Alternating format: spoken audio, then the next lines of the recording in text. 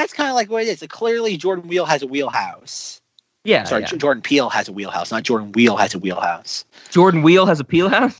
Yeah, exactly.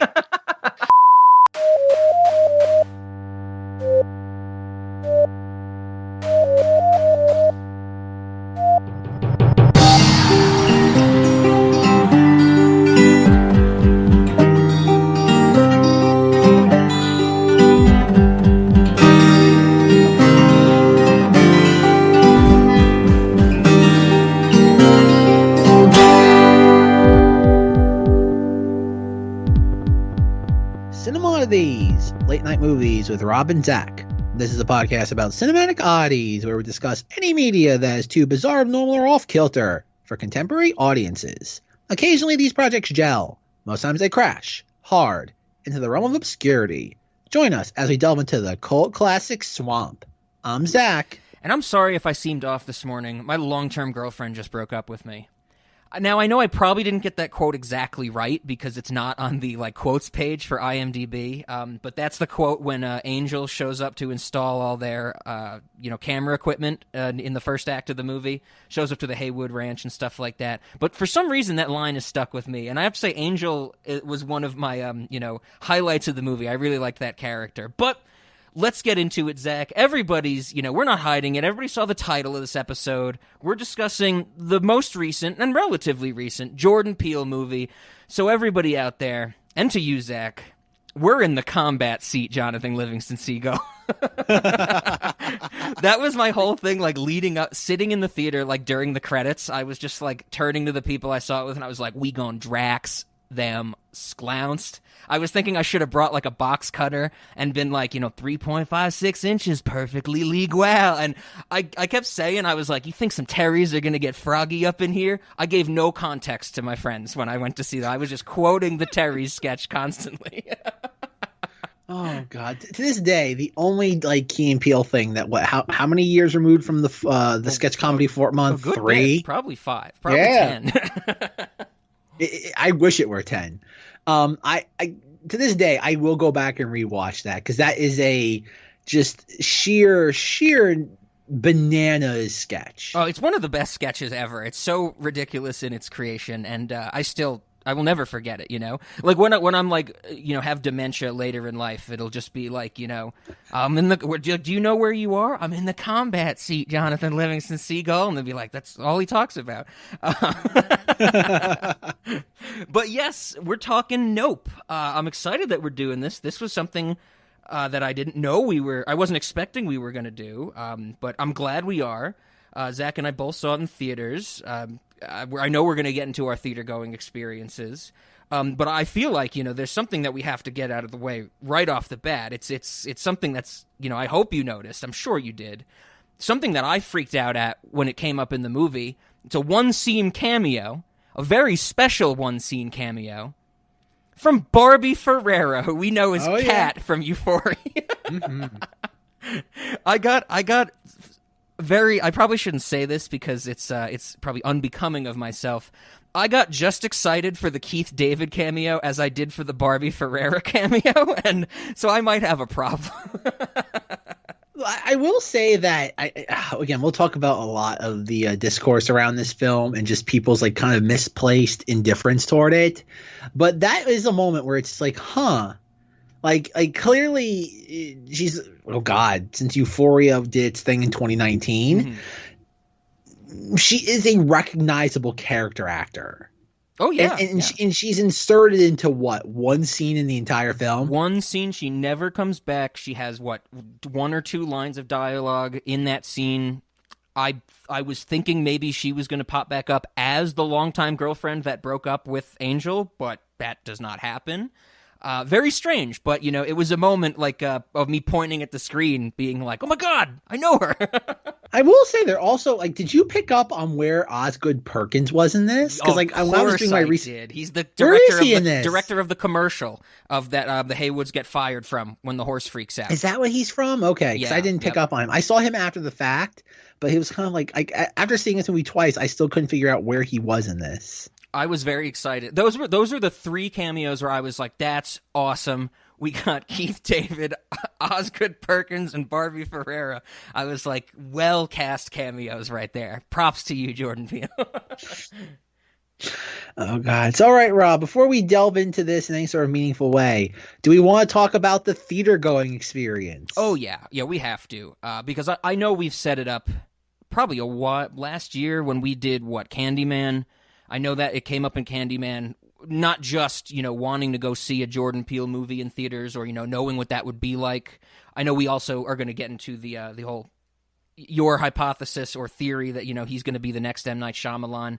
But I knew I had to see this in theaters because it was going to be an experience. It's one of those things where it's like nobody knows what it's about. And so, you got to see it with a big crowd type of thing. And I did. I saw it in a packed theater pretty much. Not opening weekend. I think it was the week after it came out, just because of, my own scheduling issues. But it was still very crowded. And it was quite interesting. It was a very respectful crowd for sure. A lot of the tension in the movie you could feel in the theater. I mean, I know I might be jumping the gun, but if you haven't seen this movie yet, spoilers. In the second act, you see a very long, drawn out, full on chimp attack on the set of a sitcom. You could cut the tension in the room with a knife. Everybody was completely silent. Everybody was so just enthralled in that scene. The little tiny aliens messing with Daniel Kaluuya that turned out to be the kids dressed up, from the Jupiter Ranch thing. That very creepy scene. Everybody was silent. It was so weird to just be in a room that quiet, and it was. I have to say, quite wonderful. I think it added a lot to the experience because by the time the third act comes, and I'll get to my thoughts on the third act. Everybody was just totally into it, and I felt you could really feel. It's like the watchers in Little Nightmares 2, the video game. You can feel them getting sucked into the screen, So I thought it was well worth it to see in a theater. Very respectful. Nothing went wrong. That type of thing. Oh, except Justin did drop some popcorn at one point, and that was pretty funny. God damn it, Justin. You have one job.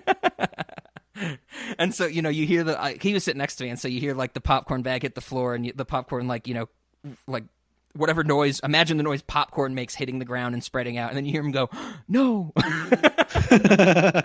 But no, I loved seeing this in theater. I'm glad it was packed, that type of stuff. And also, not a lot of people got up and went to the bathroom or anything like that. I think the laugh lines hit the theater the way they needed to. Of course, Daniel Kaluuya punching one of the kids in the alien costume got a huge laugh from the audience and stuff like that. But I had no issues with it. So I'm assuming, Zach, that you went to the Galleria and the audio was desynced from the video. Is that what you're going to tell us? What happened, Rob, was that it was the audio from Minions. That's what it was because they're both Universal films. They just took the visuals from Nope and I heard banana. Yeah, Keith David's talking to Daniel Kaluuya in the first scene, and Keith David's just, banana. Exactly. That's exactly what happened.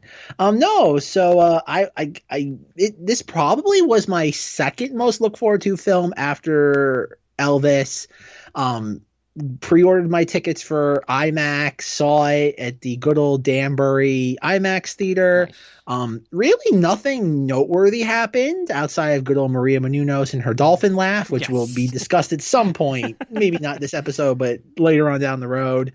No, I really could not have asked for a better audience. Nobody really did anything outside the norm as to what the movie was wanting you to do. Sure. Probably one of my only memory from the theater going audience was that at that moment in the film where David Kaluuya's OJ is in the horse stables and you see kind of an arm or a head poke out of one of Jupe's kids, and this is before obviously the reveal that they're kids, and a woman in the audience just goes, "Oh, hell no." It was so again, it was so much fun. You obviously know the movie at that point is trying to mislead you into what it is that you're looking at. But no, it was that authentic reaction to a movie. It wasn't over the top. It wasn't embellished. Oh, hell no. I'm just Thank you, lady, because you made my day. Nice. I will say, though, I saw the movie a second time because Rachel loves drive-ins, even though it is the antithesis to the IMAX experience. Right, yeah. Watching a film in the worst possible way possible. I fascinatingly enough, it was a double feature of Nope and The Black Phone. I did not want to see The Black Phone. I fell asleep during that because I had no intentions on watching it, but I wanted to see Nope again just because Nope, I really enjoyed Nope. During the drive-in experience, I would say at least a minimum a dozen cars turned on and left during Nope within the first 30 minutes. Oh, wow. Okay. Within the first 30 minutes, at least a dozen cars. And there was something weird going on with the drive-in where there was an exit sign, but they weren't letting people go out the normally designated exit. So people had to go all the way to the front, then turn around, go to it was rather pronounced when people, never mind the people next to us also left their oh God, daytime lights on throughout half the movie. Yeah. There was a lady mad too because she spent $70 on concession stand stops and they wouldn't give her any nacho cheese for free, so she was cursing throughout. Again, if Rob ever missed Poughkeepsie, I will just feed him little tidbits that occasionally, and any sort of just morsel of homesickness will immediately vanish. But no, it's again, we'll definitely get into more the weird public reaction to this movie. And why it seems that this film is kind of, I don't want to say a cultural dud, because people are not talking about was overall, I would say, a pretty stellar summer movie. Mm-hmm, mm-hmm. I would have to agree. It's stellar. I loved this movie. Completely loved this movie. I have to ask, though, is that in my preparation for this, I went back and looked at the trailers. I can't speak for commercials because commercials are so kind of weird nowadays, TV spots. Yeah. As of recording this, the current box office, I'm trying to get the exact number. It's over 100 million, but it's not going to meet the totals of Us, or as Rob likes to call it, US, of course, or Get Out. Do you think there's a reason why this film is not resonating the same way those other films do? I was thinking about that as well, and this ties into why I think I love this so much and why I think it's my favorite Jordan Peele film. He's only been getting better, folks. My ranking is literally reverse of how he's released them. I like this the best, US the second best, and Get Out I've only disliked more over time. And I kind of do want to talk a little bit about the comparisons between them, but I think it has to do with word of mouth on this movie, because maybe not word of mouth, but also the full trailer, because I only saw 2 trailers for this, and they were both in theaters. The one before the Batman that I saw was the teaser, which was basically very short and told you nothing about the movie, and it was so fucking dark you couldn't really tell what was going on. It was one of the scenes when the aliens above the ranch at nighttime and the horses are freaking out or something like that. The second trailer I saw definitely leaned into the fact that it's what's the plot? Well, it's these people trying to get footage of an alien. And so I think not only did that second trailer say, oh, this is going to be like an alien movie, but also then word of mouth became, well, when people saw it opening weekend, I would imagine all their friends or they're saying things, everybody's like, well, what's the social message of this one? Are we getting it racist people? Are we getting it classist people? What peg is Jordan Peele knocking down this time? And everybody, I think most people who aren't thinking a lot about this movie are saying I don't think there is a social message. Maybe don't use animals as actors, and it's just an alien movie. And I would imagine that a lot of people go, oh, it's just an alien movie. But is the alien a symbol for the oppressed Ukrainians? No, I don't think so. Oh, and they're kind of like, well, that's no good. I want to be told that I'm wrong in my day-to-day life by Jordan Peele, and I need to think a different way, which I think this movie's doing and nobody's really getting, but we'll get into that. But that was what I was thinking about that factor, that the indifference is they've been expecting, or they've come to expect Jordan Peele to be like, yeah, we're giving it to the man, we're pointing out the truths, he's a slam poet or something, like the slam poet at the surgery in that episode of Shivering Truth. And it's he didn't do that this time. And everybody goes, well, then okay, I don't care, It's just another alien movie, which it's not. But that's my hypothesis. That's the thing I kept thinking about a lot while watching this. And kind of the weekend, the weekend box office grosses. Mm-hmm. In that I'm watching this, and it should be stated for the record in case it hasn't become clear in previous Cinemoddities episodes. And like, I do not like Jordan Peele as like a creative, a filmmaker. Period. Yep. I think Get Out is a fantastic joke on the audience, because anybody who likes that film, it pretty much gives you the finger. In that, like, if you like that film, you are the father character being like, I would have voted for Obama a third time if I could. Like, you are part of the problem if you like that film. And if you don't like it, then you're proving his point that you're a bigot. Like, I think Jordan Peele is very, very intelligent. And that's probably his biggest detriment. He's probably too clever for his audience. Sure. And so, like I said, there's a lot of, again, I did a lot of research into this, just trying to figure out where his career trajectory is going. So, like, obviously, I walk out of this movie, and like I said, I had rather low expectations. Like Rob said, there were really only two pieces of marketing for this. There was the teaser trailer, and there was the theatrical trailer. And obviously, the teaser trailer, like you said, played during the spring. The theatrical trailer, I think, played before Elvis, Doctor Strange. Like, again, your normal blockbusters of the early summer. And so, during that second trailer, and I rewatched them both this morning in preparation for this recording. That first trailer is a great teaser trailer. It doesn't tell you anything. It has some really interesting visuals, and it kind of is like, what the hell is this even about? Like it's a giant question mark. Yep. That second trailer is 3 minutes long, which is easily a minute longer than it has to be, and the tone is three different like positions. The first third is like horror thriller. Second is like adventure film. Yeah. And third is Spielbergian film. Sure. And so I'm convinced that during the market testing of this, the market research, focus groups, the studio it was basically giving them results as to what eventually happened with it being released in theaters.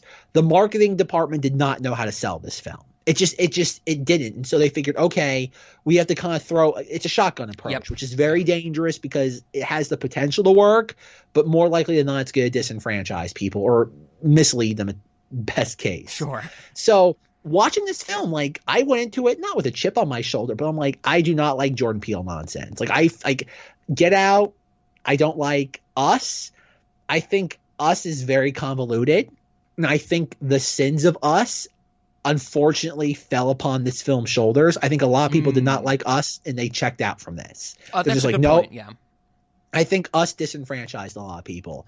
And so as I'm watching this in the theater, I'm like, this is kind of phenomenal. I'm just at one point, and it's during the Jupiter's Clay moment where obviously the entire crowd is being sucked up into the alien, and you get this fantastic it reminded me of Under the Skin, where you get this fantastic moment of like this. I don't even know if there's a name for it within the canon of Jordan Peele filmmaking of like the belly of the beast. And like especially in an IMAX theater, you have this cacophony of just sounds. And I'm like, at one point, Rachel turned around to me, and I had this giant shit-eating grin on my face because I'm like, this is all I want from a blockbuster. I want an audience for a blockbuster that's captive, looking at something they would never normally look at. Yes. I just want an obtuse visual with just this, like, the equivalent of putting utensils in a blender. I want this. I want the mass audience to feel uncomfortable when they're supposed to be feeling safe. Oh That's my god, the sound design in that. The sound design in the whole movie I love, but the sound design in the actual seeing the alien ingest, people, and all the screaming and like the almost mechanical, it's like, it sounded like Metal Machine music, the Lou Reed album. That's, like you said, cutlery in a blender and feedback and stuff like that. I was so all about that. It is like, and that's what, like, again, it's like, this is perfect. Like in an IMAX theater, I'm like, after they've been spending the last 2 months telling people this is the venue you need to be watching this in. Yeah. I'm just like, this is great. I'm like, this is everything. But the whole same time though, like, there's the like producer part of my brain where I'm just like, this is going to disenfranchise people. Absolutely. Like, this is going to piss people off. And so like, you're watching this entire movie, and even by the time you get to the third act, and it's weird, like all the reviews I watched, listened, read for this. No, but there's really no clear consensus on as to what half of the movie is the best. Sure. A lot of people say the first half is good. The other people say the second half is good, even though it might be a little more drawn out than it has to be. And I'm just sitting there, I'm like, all of this is good. I'm just like, there's really like when I watched it the first time, like obviously I'm along with the ride. I should say that like going into this, I read spoilers. Like I read the Wikipedia page like the night before watching this, and it was great because whoever wrote the Wikipedia page whenever I read it clearly has some form of mental deficiency because it did a horrible job of laying out what happened, but it gave a decent enough job at the broad strokes as to what was happening. And I'm just like, oh, this is good. Like it's giving me at least like a very thin line of context as to what to expect. So obviously once you get to all the Gordy stuff, I knew exactly kind of like what the film was getting at. It didn't feel as removed from the plot at large. Because one thing I did see in a lot of reviews is that people are like, there's no point to the Gordy stuff. Like, why isn't the lady in the crowd of Jupe's claim like an alien? She should be an alien. Why wouldn't you have an alien in a sequence? What? And it's like, what does that even? What? Because what happened was that dummies. Because if you looked at any of the marketing for this movie, the one thing they showed kind of consistently across all of this, outside of like the banner like dangling from the sky, or whatever you want to call it, the tassel, is obviously the Gordy's home co-star that was horribly disfigured from the incident. And for some reason, dummies on the internet with that visual combined with the TMZ reporter were convinced that those were aliens. For some reason, they thought those two characters would be A, main characters, and B, they would be aliens in the movie. And so when that doesn't happen, and forget about not happening, it's just that's not what it is at all. If you have any grounding in reality, you know that's not what's going to happen. But for some reason, dummies on the internet did not like that. And that was something that it seems like they were hostile about, and that led to a portion. It's like, oh yeah, it's not as crazy. I don't even know how to characterize it. It's like if you look at user reviews, the big thing is like, oh, it's not what it's making itself out to be. Like the word of mouth is not that this is bad. It's kind of like what you were saying, Rob, in that the word of mouth was this movie is very misleading. Okay, yeah, I think I've seen some of that same sentiment. Sure. And when that happens, that is just as bad, if not worse, than a movie being bad. If a movie's bad, it's kind of like, you know what? I wanted a 10-star steak and I got a 5.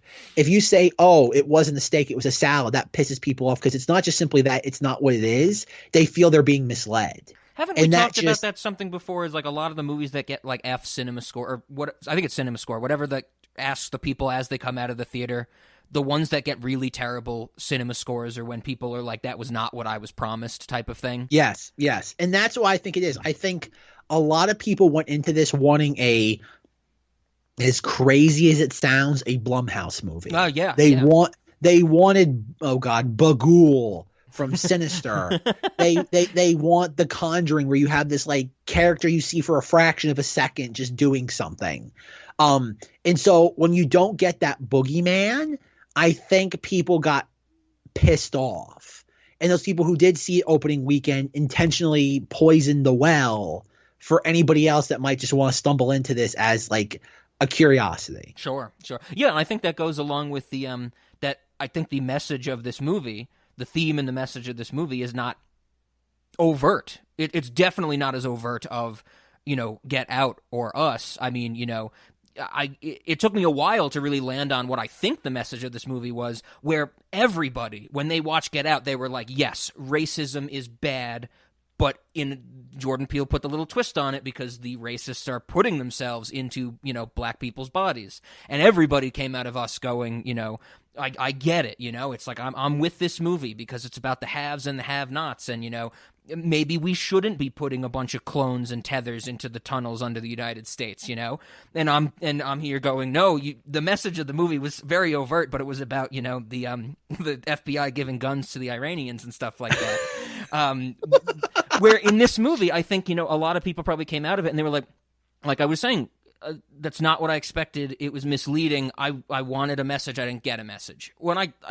And maybe you're right. I think you are right, actually. You said Jordan Peele's a little too smart for the audience, where he went way too into saying something I think in a very, very, storytelling way, rather than just basically saying it outright like he did in his first two movies. And they didn't like that. It's not what they expected, not what they were told they were going to get, or for some reason think they were told they were going to get because it was a Jordan Peele movie. Yeah, but I think the thing too is that marketing did not do the film any favors, because like I looked at that second trailer, and that second trailer just gives kind of all the money shots away.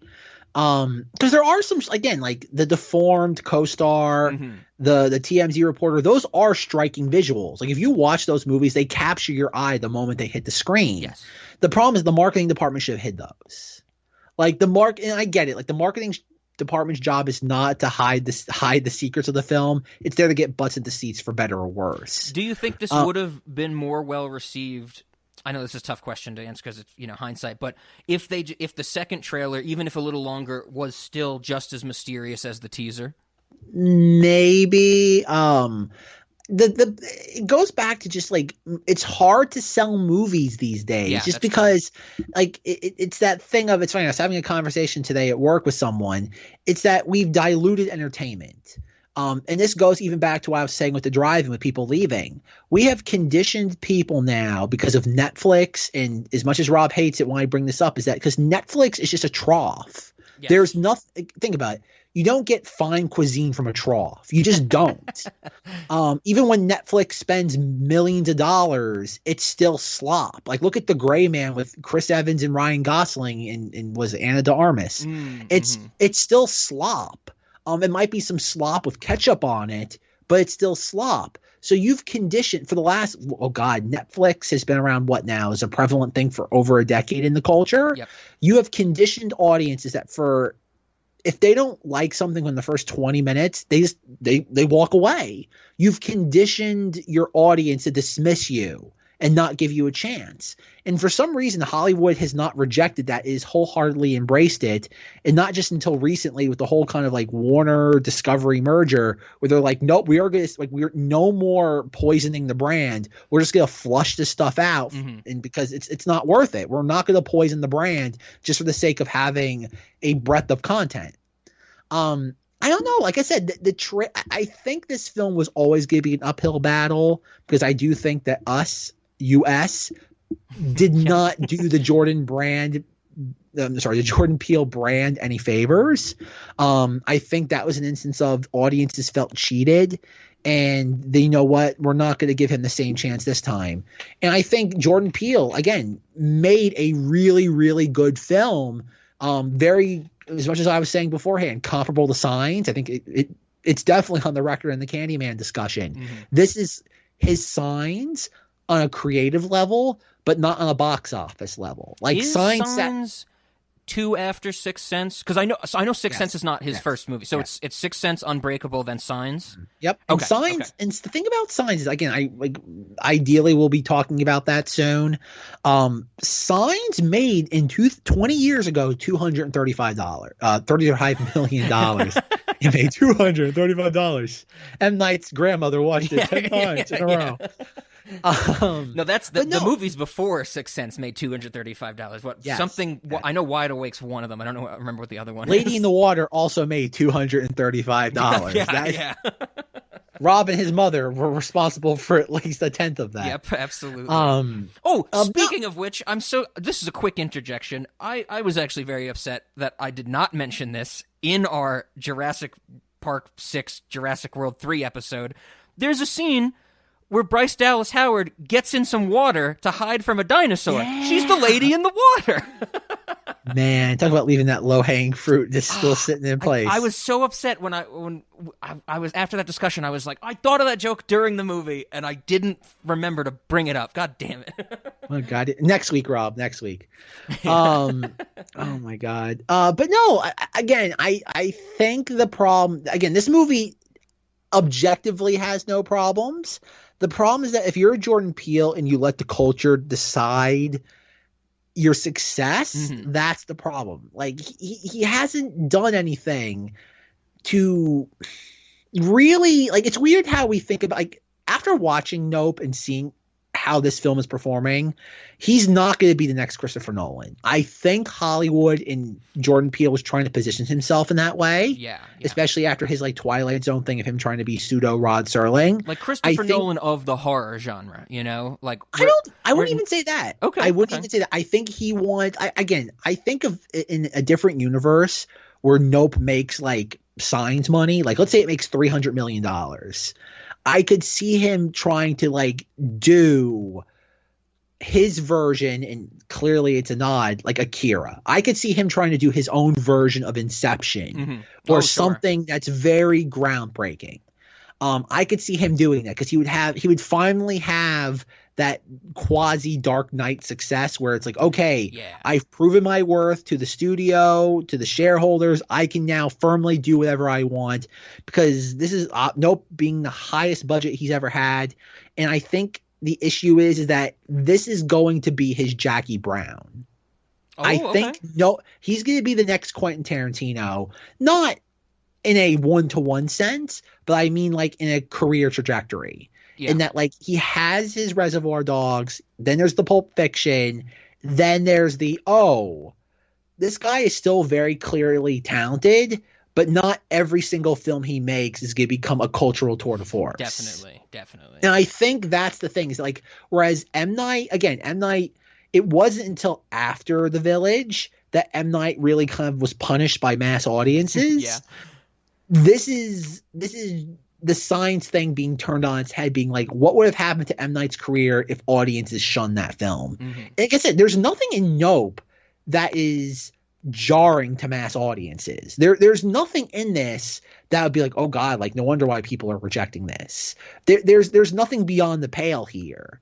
And that's what makes this so frustrating is that it's competently made, it's mentally stimulating, and pretty much throughout every minute of the film it's engaging. And yet the dummies that sit there just keep swiping their credit card to help the kids from Stranger Things, or I should say like middle-aged people from Stranger Things defeat current monster of the week, just are rejecting this. I think they succeeded. I think Stranger Things is over. I think it just ended. It should be over. Like, I don't know. They're not kids anymore. Like this is the same thing of like, it's like no, but the point is that I just don't get where we live in the world where Stranger Things I've never watched Stranger Things in my life. Like I said, Netflix is a trough. Like if I've seen it once, I've seen it a billion times. Sure. The guy with the like, oh God, heavy metal hair with the Hellfire Club t-shirt. And I'm just like, I don't know what this is. Yet all I do is keep seeing posts, people I follow on social media buying this t-shirt and wearing it. And I'm like, what is this? Like, I've actually done research and nothing can tell me what this character is, why they're popular, and why people feel the need to emulate it. Yep. And yet, like, you have Nope, which is competently made. It's engaging. It's an original story. It's everything that people claim to want, especially in a world where, like, people are finally, like, saying, like, Rob, I think you and I will both be happy to hear this, in that I keep seeing posts where people are like, Marvel peaked in 2018. I'm like, thank God. Thank God mass audiences are finally acknowledging that the Marvel ship has sailed. But it's like, this is everything people say they want, and yet, like, this should be a Signs level success. This should very easily be a 4-quadrant success. Yet it's not. Like there's really no reason why this film shouldn't be resonating, because it checks all the boxes off except for a couple of moments here and there. And I guess my question is to you is, I guess it's a two-part question. One, what is the message of this film? What is it that Jordan Peele is trying to communicate to the audience at large? And B, depending on your answer to part A, why is that message so obtuse that the dummies that saw this opening weekend are intentionally poisoning the well? Okay. That second part's interesting, but I'm so glad you asked me what I think the message of this movie is, because I'm glad it's not as overt as Get Out and US. You know, I'm glad it's not so on the nose, and I do want to mention, you know, as we've alluded to, my take on Us, which is I call US, is that it's about, how the government has funded, wars in other countries that have come back to bite us on our ass, and it's about secession and creating your own nations. I mean, the movie literally ends with the hands across America. They have seceded from the nation type of thing. Get Out, the message is clear. I think you can't really dispute. I have no crazy take on Get Out. My problem is that it's way too on the nose. That, I liked Get Out a lot the first time I saw it. I understood it, basically, at least I think I understood it. I understood it on the level that everybody else who saw it understood it. But then upon rewatching it, you have stuff where, like, when Daniel Kaluuya first gets to the girlfriend's house, he asks, like, oh, what's behind this door? And Bradley Whitford, like, quickly stops him from opening and says, like, oh, that's the basement, but it's sealed off because there's a lot of black mold. And it's like, really, Jordan Peele? Like, these white people are using black people as a mold to continue their life, so we're going to say it's black mold. I'm like, get fucking over yourself, That movie's way too on the nose. This one I think is much more subtle, and I think we'll talk about, like you said, the subtlety and how it takes some time to think about it, or many people to think about it. But I took this movie to be a reflection on how people are just thirsting, like dying, it's like just crawling through the desert for one drop of water, but the water is content. The water is seeing something. The water is what can we see? What can we put into our eyeballs? What can we experience? And as soon as you've ingested one piece of content and shit it out, you're ready for the next one. And not even, one by one, you're shoveling multiple pieces of content in your mouth. And it's how people are just dying for that. And I think not only are they dying for content at any cost, they're going to ignore that cost. So I got to this realization because I think, and I was shocked to hear that you've been reading that, people are saying, oh, the Gordy stuff is irrelevant. The Gordy stuff, the chimp attack stuff, is the setup. It's one of the most important things of the movie. It's the idea that, these people, whoever created this sitcom, they decided to try and tame the beast. They tried to put this, animal, trained or not, into a sitcom for views. They did it because it's unique and it's like, oh, this is something new. We can put an animal in front of the screen and people are going to love that. But at what cost? At the cost of it possibly freaking out because a balloon pops and it, killing people on set and disfiguring them and things like that. But even that, the notion that, Gordy killed people becomes content. It becomes legacy, and nobody cares that legacy involved disfigurement and a harrowing, moment in all these people's lives. I love the fact that Stephen Yeun's character, when he grows up, even though he lived through the Gordy attack, turns it into content, turns it into this weird room that he sells to Swedish people to spend, a night in for $50,000. Like, even he's banking off the content of this horrible thing. To get into the more, I think, blatant level of it, the plot of the movie is that the Haywoods see their chance to create unique content. They are like, we can make new content. We can be the people to actually have, footage of a real alien. We're going to talk about the director character, Ansler Holmes or something like that. I don't remember his Michael Wincott's character. Good old Michael Wincott. Yeah, that beautiful, beautiful voice. Oh my God, yeah, he speaks in bass basically. But like his whole thing of he basically gives up his life in search of the perfect footage, of the content, and the whole movie is just like it's all about how people are dying for this, but they don't care about the cost. The people go to Stephen Yeun's Alien show, and he's like, you're going to see spectacle. You are going to see something crazy, and it ends up killing them all. But it's all about that content and how everything is content and how people are striving for content. And they just want the next thing, and they don't care that damage might have been caused. They just want to make sure that they get more. And it's just, amazing to me.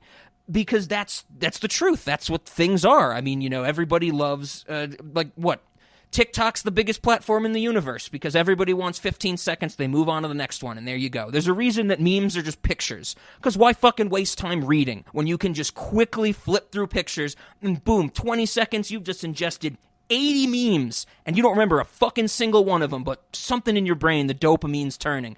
What cost? What did it take to make those memes? Oh, these memes are about the Uvalde shooting and stuff like that. I don't care. It's content, you know? And I just love the fact that this whole movie was about everybody is striving for content. Everybody's trying to make content. Everybody's dying to put something into their brain, their eyeballs, whatever. But at what cost? It doesn't matter. I don't care what the cost is. So that's what I think this movie is about. And I'm sure we'll get into more examples. Does that change anything about your Part B question?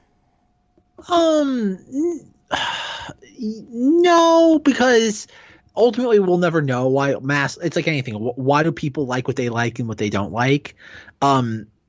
It's just weird to think that horror is usually one of the easiest genre. That's the thing. This is not even really a horror movie. Yeah. I think a lot of people are arguing. Like that's one thing I did see. It's like, oh, people are mad because this isn't a horror movie. I'm like, it's a horror movie. There's a lot of weird, macabre stuff in this. It's closer to a horror movie than anything else. If you don't consider, like, the chimp attack scene a horror scene, I don't know what the fuck is wrong with you. Well, that's, like I said, there's a lot to unpack in this movie. But my take on the movie is, like I said, like, in preparation for this podcast, like I said, I didn't know what the point of the movie is. Like, obviously you have that quote at the beginning, which is very much, I don't have it pulled up in front of me, but it's like, it was the biblical verse where it says, you shall do your thing and the audience will throw filth upon you. Yes. I'm pretty sure that it is, I will make you spectacle. Like the word spectacle is used in that quote. And that's when I'm thinking back on it after I was, mulling it over. I'm like, oh, that's exactly it. Like, I will fill you with filth. I will damage you and you will be spectacle. And it's like, well, are you saying that that's bad for the person who's becoming the spectacle? Or are you saying that's good for the people who get to see it? Because spectacle is a positive word, at least in today's day and age. Mm-hmm. But that's the thing. Like, I didn't know what this movie was about. Like, obviously, my initial take on it was this reminded me a lot of the first Jurassic World movie, in that it feels like a movie that has deep contempt for the machine that brought it into existence. Yes. Like, it has strong condemnation for the entertainment industry. And as time went on, like, obviously that's there in many ways, but the more I thought about it, and I'm not going to lie, I did obviously with my research, whether it be YouTube, podcast, articles, and that I eventually drew the comparison to the Simpsons Treehouse of Horror episode, when all the like marquees and marketing come to life. Oh, and at the end of the episode, Lisa, and I forget who it is, he does commercial jingles and they do think, don't look up, don't look up, don't look up. And depending on whoever's editing this, we'll try to insert a clip of it here. That's what it reminds me of. Like, that is Jordan Peele made a movie about a Treehouse of Horror segment. Yeah, I like that. I like that comparison as well of the advertisements coming to life, of the content coming to life. It also makes me think of the French short film Logorama, where literally it's about the Michelin Tire Man is a cop chasing Ronald McDonald, and everything in the short film, and it's animated, is a logo, and it's totally wildly interesting. But it's reflecting on that same idea of, it's like, this is everything to us. You can't look away from it. Yeah. And that's why I eventually kind of put the pieces together with. Because I will say that last weekend, friend of both Cinemoddities and Knights of Vader, Chris Porteous, came to New York. Oh, nice. And as we were going somewhere, insert Star Wars toy nonsense here. As we were in the pursuit of more Star Wars toy nonsense. Zach and Chris built a Lego set together. It was nice to do. Hey, we didn't build a Lego set. We went to a toy shop basement as we looked through Star Wars toys for over an hour and a half. Get your derogatory statements correct. But no, because I was talking to Chris about what movies have you seen in theaters recently, and I'm like, he saw Nope, and he was very indifferent toward Nope. Okay. And I'm like, have you thought about it? And he's like, well, what do you mean? And I'm like, it's a combination. Obviously, I brought up the Simpsons thing combined with the notion of the bad miracle. Because he's like, what was the whole point of the chimp thing? And I'm like, the whole point of the chimp thing is that Jupe misunderstands how he survived that incident back in the Gordy's TV show. And that you have the idea of the shoe upright and that is the bad miracle that everybody kind of references throughout the film indirectly, and that the bad miracle is what saves him, but he misinterprets that as he is somebody, like you said, can tame the beast, and that he thinks he has some sort of divine power, in that not that he had any sort of prowess, in that he's able to harness these beings, these creatures. It's just that by averting the gaze, you're able to have some level of insulation from it. Yep. And that's the whole point, is that there isn't any sort of divine purpose, because in my research for this, oh God, there are so many YouTube videos about the quote meaning quote of the shoe upright. That the week 2 weeks after this came out, everywhere on YouTube I saw, 15 things you didn't notice in Nope. And it's like, I didn't watch any of them, but I'm assuming there's stuff like, the shoe is standing up on its tip. And it's like, did anybody not notice that? Yeah. And I think that's the thing. And there's also the notion, too, of preserving, because that's obviously what he has in his little shrine, like in his office, like behind the bookcase, is that he has the upright shoe preserved. Which is kind of like a monument of a disaster, a monument to a disaster. Yeah, yeah. And that's the whole point, is that, like, you can't be staring into the, again, oh God, what's the expression? You stare long enough into the abyss stares into you. Yep. Is that you cannot be kind of ogling this sort of thing. You have to avert the gaze. And that's why, quite early in the film, OJ figures out that's the saving grace to all this. But it takes an insane amount of willpower to also, it's so simple, yet it's very difficult, if not impossible, to do it. Exactly. It's like almost as if, we shouldn't look at the terrible things. We shouldn't treat them as content, It not so much like an out of sight, out of mind type of thing, but, maybe some things don't want to be treated as content, don't want to be stared down. And, I definitely think there's a layer to content in what I'm saying. When I use that word, in that content is more so than ever things being filmed on your phone. And things being filmed on your phone are it's like a one-party decision to film that thing. Maybe the other end doesn't want to be filmed, does not agree to that, but we somehow live in this society that, we live in a society where Jordan Peele is commenting on it, that it's like, maybe, we shouldn't do that. Maybe there's something wrong when we do just treat everything as like, well, if I have the ability to film, it's my right to film. And maybe, wild notion here, maybe that's not okay. Yeah, it's very clearly evident that when we see OJ kind of pull out his flip phone, he tries to record something. That this is that our protagonist, the one that's able to shepherd everybody else kind of through the plot of the film, is the one that is kind of the most rudimentary about their place in the world. Yes, very much is like taking a step back from it all.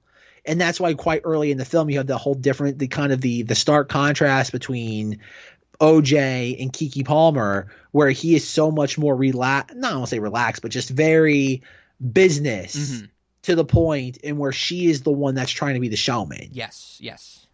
It's very good dynamic between their two characters. But you're absolutely right. I love that, he knows how to treat, at least OJ, in the sense with the animal stuff, with the whole horse thing at the commercial, of course. The horse, kicking somebody or breaking somebody in that when they get fired from the commercial, as a, direct comparison to the Gordy thing. Like, of course, not as destructive as the Gordy thing, but still very bad. Trying to tame the beast, and and that I love that whole opening scene where he's like, don't get close to the horse, like don't fuck with it too much, like it's an animal, like we have to treat it with respect, and everybody's just like, no, it's an actor, it's a tool that we can use, it's content for us. And to hear that people are like, well, the Gordy thing didn't make sense, or it didn't mean anything, it's just like shock for the sake of shock, and it's like, are you out of your mind? Like I don't get it. It's just, that's baffling to me.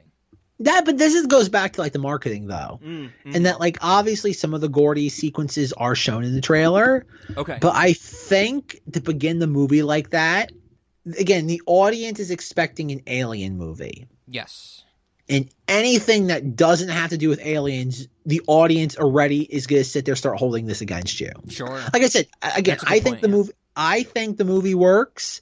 But again, imagine if you're watching Signs, and Signs has an entire subplot about, oh God, I'm trying to again, some sort of just, oh God, quasi tragedy that's not tied to the immediate characters, Mel Gibson, Joaquin Phoenix, the two kids. Yeah. Like imagine that entire subplot in Signs, but instead of Mel Gibson's wife, it's about some other kind of, oh God, I don't want to say supernatural, but some freak of nature incident. Yeah, sure. Like that's the thing I could sit there, see that being. I get what Jordan Peele is doing. Like again, narratively, creatively, it works.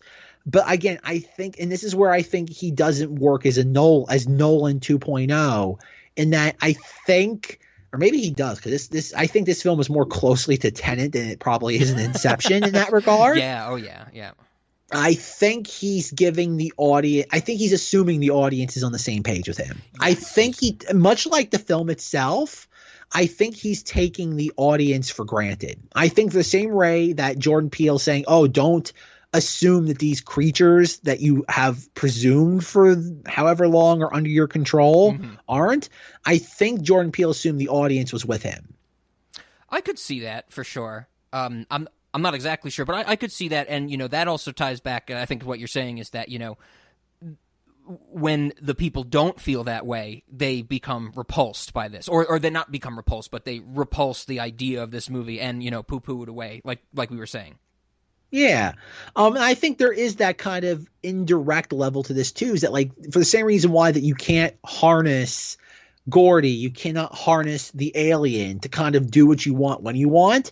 I think that's an overall just thing of Hollywood and mass audiences. Absolutely. And that mass audiences are inherently a fickle beast, and they will love you and then they will hate you the next moment. So in a weird way, the performance of Nope might be a self-fulfilling prophecy for Jordan Peele. Definitely. Because I think that's the other thing about it, is where, the content that people get, they might not like, and they might, revolt against it. And revolt might be a strong word in the case of Nope or something. Maybe they're revolting financially, but that could also very much happen, But then there's a level of, well, they still are, now if content was bad, we can make content talking about how bad it was. And that's an interesting thing, because I really like the fact that the goal of the Haywoods in the movie was to get footage, like film, of the alien, and at the end they only get a still picture. And it's like, well, nobody's going to believe that. Nobody's going to like that content type of thing. And yeah, you're right. I like that idea that it's a self-fulfilling prophecy where, Jordan Peele should come out and say something like, hey, you all wanted another movie from me and you got it. If you didn't like it, you didn't like it, but you still ate it up. And you're just, going to eat up all the bad things you have to say about it, and the internet's going to echo chamber about it. Yep. No, like I said, I don't. It's weird to think, 'cause I don't know if Jordan Peele's announced what he's doing after this. I don't think so either. Not at least from what I've seen, but I haven't looked into it too much yet.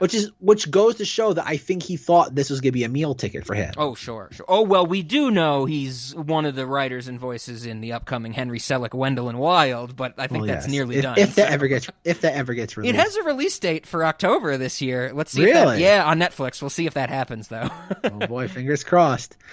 No, like I said, I think, because usually if somebody thinks a project they're working on is going to be a stinker, they usually sign deals before that gets released to kind of like guarantee their next project. The fact that he didn't do this leads me to believe that he thought this was going to be another slam dunk for him. Yeah, I could see that. Yep. That's another interesting thing. I wonder if, how I know we've talked about it in the Candyman episode probably, but how much up his own ass he is in terms of his place in the movie industry, and as a name that draws people in, and that, he can, like you said, meal ticket. I really don't know. I haven't really seen I don't really know what he's like these days. I don't really watch interviews with him. I just know that his like on-screen stuff. So who knows? Well, like I said, a lot of it is from what I saw, that like when he was like, again, one of these kind of puff interviews, they're asking him like, oh, why'd you want to make this movie? He's like, oh, I wanted to make a film where where people like react to the film in real time in the theater, and that's where the title Nope comes from. That he wants people to yell Nope, like obviously like David Kaluuya does. Yes. In that moment where obviously he like leans outside the truck and he looks up and he sees the ship there and he gets back and he goes Nope. Yeah. And it's meant to be, again, it's comedic relief. It's like lessening the tension a little bit. And that's what he was going for, something a little more pulpy in that regard.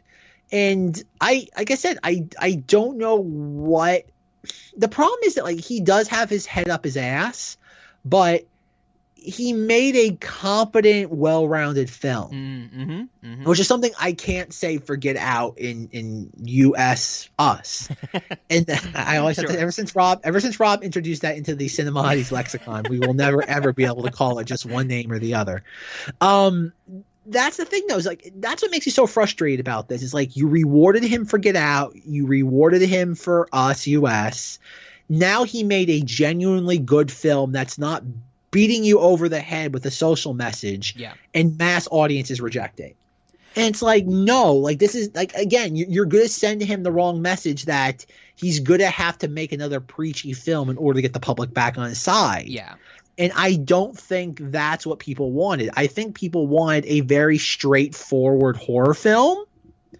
And that's probably the thing that Nope and us have in common, in that they are not as straightforward as Get Out. Exactly.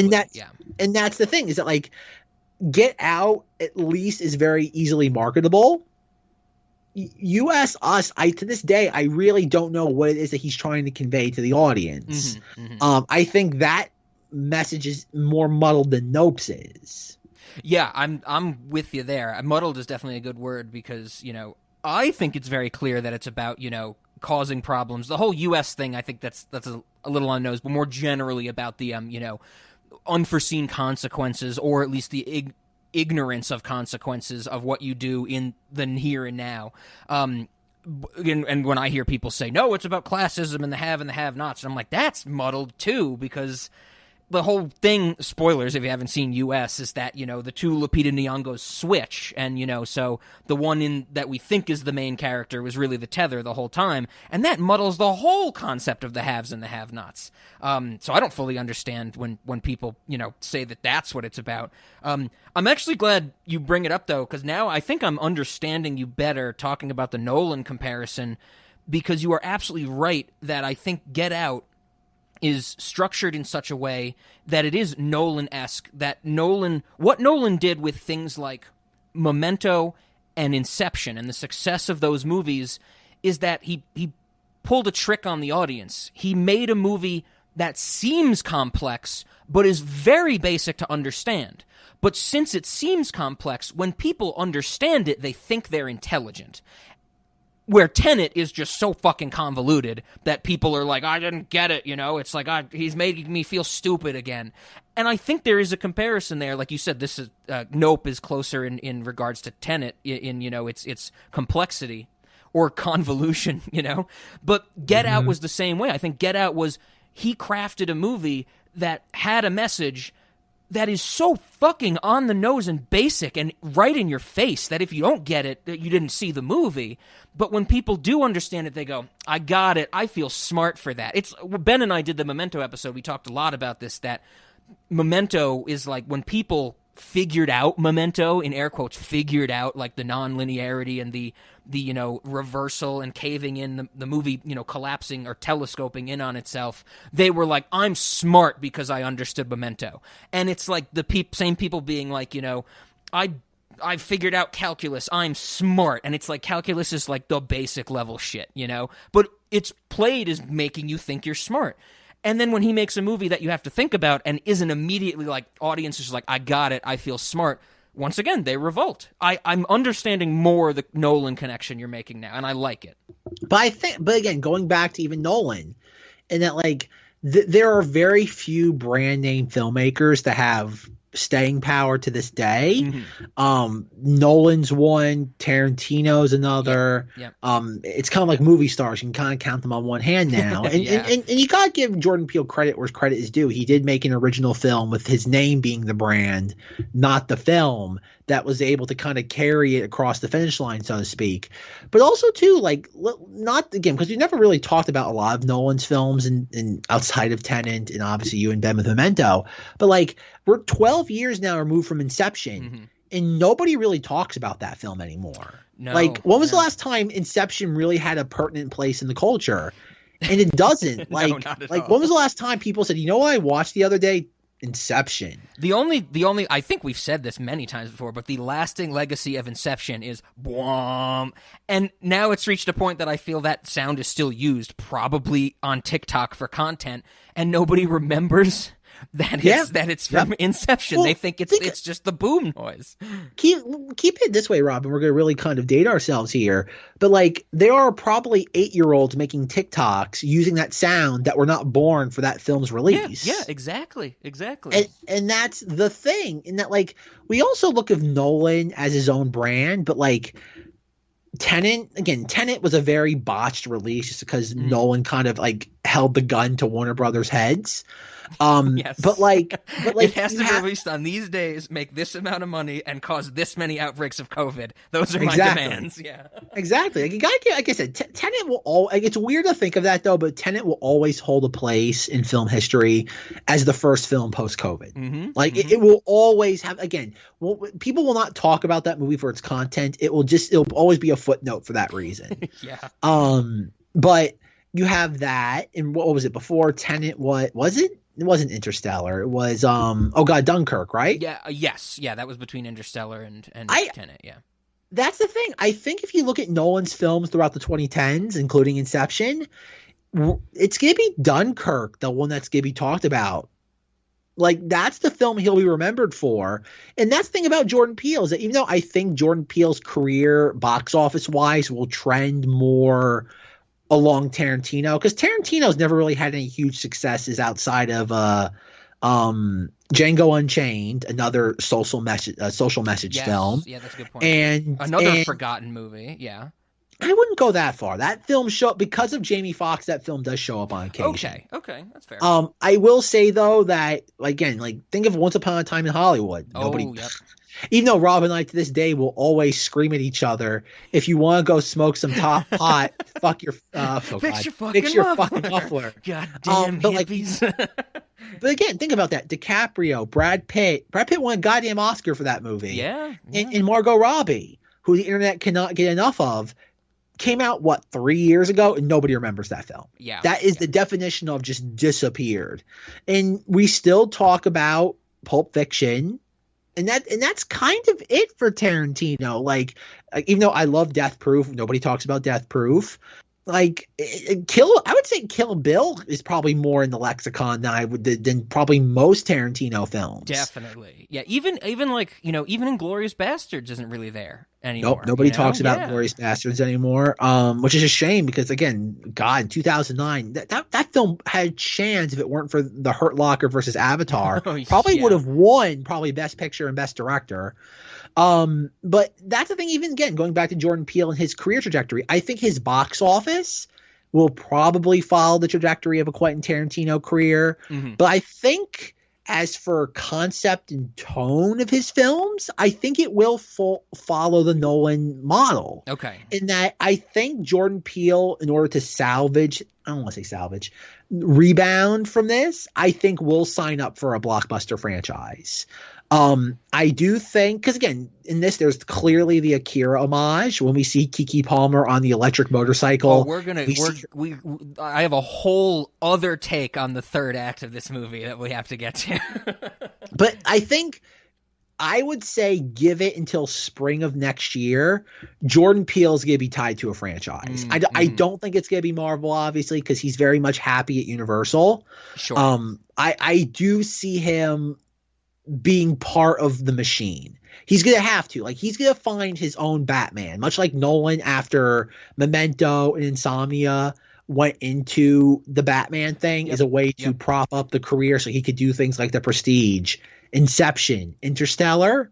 I do think Jordan Peele is going to realize, much like Michael Wincott, it's going to be one for us, one for me. I think that will probably be the thing he takes away from this. If it was not already announced, I would totally be saying, like, oh, he would pick up something like a Blade, like something that is dipping its toes into the horror genre, but is clearly part of a franchise.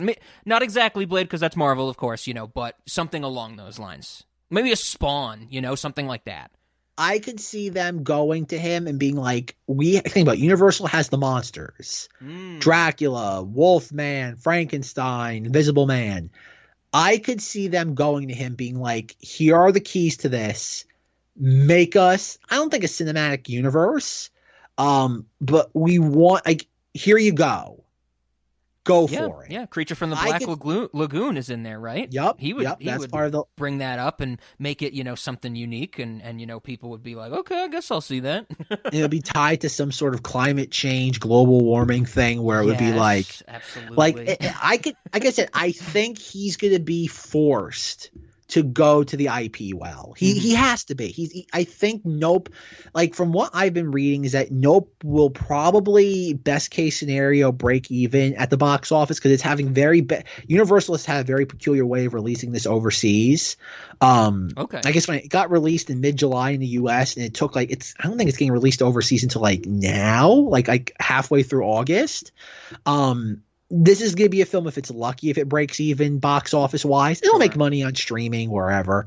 But it's that notion of this is not going to be the Get Out, Us level of box office returns. Especially this film, I think, cost around $70 million to make. Okay.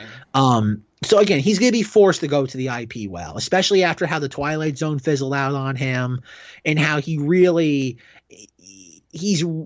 the Get Out blank check to the end of the line. Mm-hmm, mm-hmm. Yeah, that's another thing. I'm surprised we haven't even mentioned, as we're almost a little over an hour in, that the Twilight Zone stuff, how, that clear, like you say, fizzled out. I think that imploded, basically. But yeah, that whole thing of, him trying this stuff, and you're right, that's the closest thing he has done to a franchise. Well, it's not close, it is the Twilight Zone. And he needs something more recognizable and mainstream that people are ready for, type of thing.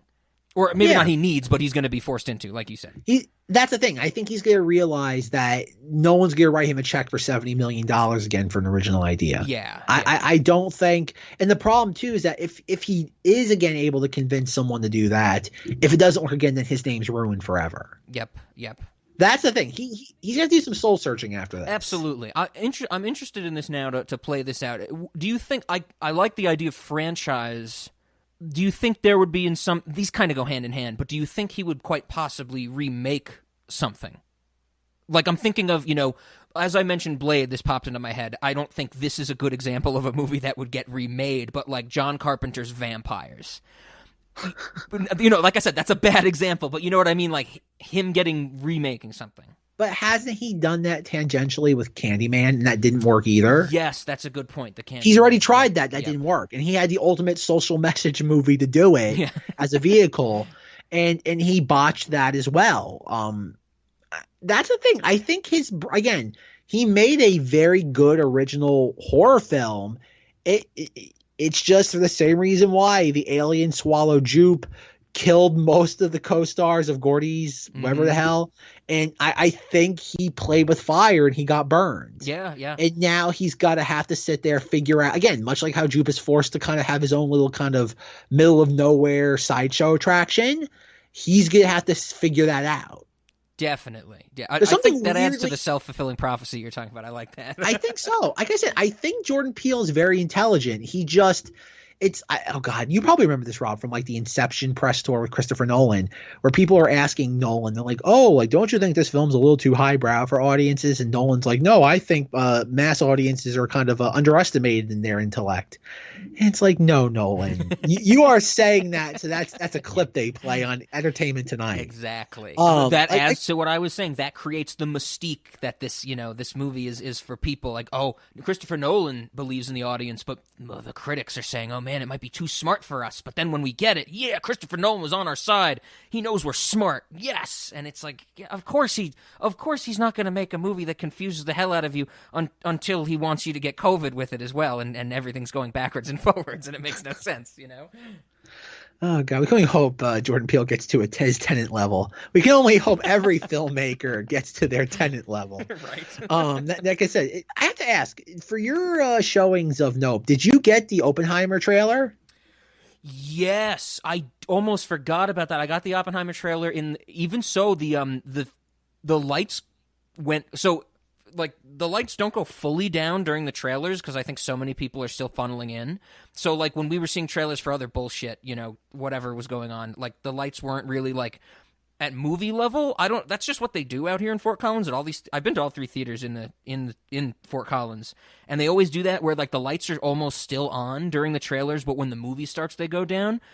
The lights went down for the Oppenheimer trailer. And it was a big deal. Like they were like everybody was like, "Oh my god, is the movie starting?" And they were all sucked into the Oppenheimer trailer, which had the countdown to the release date or some stupid up his ass shit. Like over a year, like from release. It's in 11 months, 29 days, 7 hours, and 42 seconds. And I'm like, Christopher Nolan, you're making a movie, a historical movie about, the atomic bomb.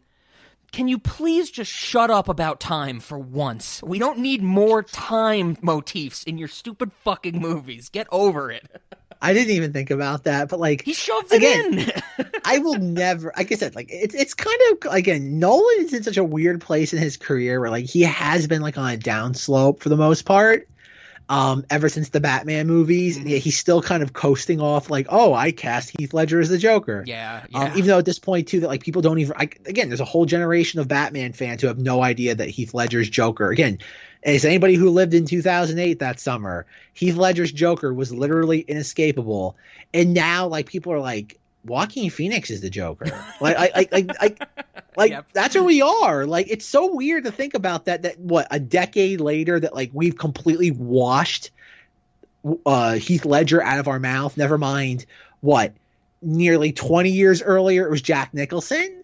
Like, it's so weird that like as a culture, like we get so like just obsessed with that specific character, become enamored with one particular actor's portrayal of that character, then immediately forget them a decade later. Yeah. Like it's again, everything is cyclical. Movies suck. And that's the way content works, Zach. That's the way it works. Oh God. Fuck, we can only hope that society. But I did say that, you notice I did not mention Jared Leto in any of that. No, because he's still just Jared Leto to everybody. He's Morbius. He's Morbius. He's not to Joker. Me, he is a pigeon that needs to soar like a pigeon. That's my Jared Leto. That's my Jared Leto right there. Oh, beautiful. Absolutely beautiful. Oh, God, where were we with Nope?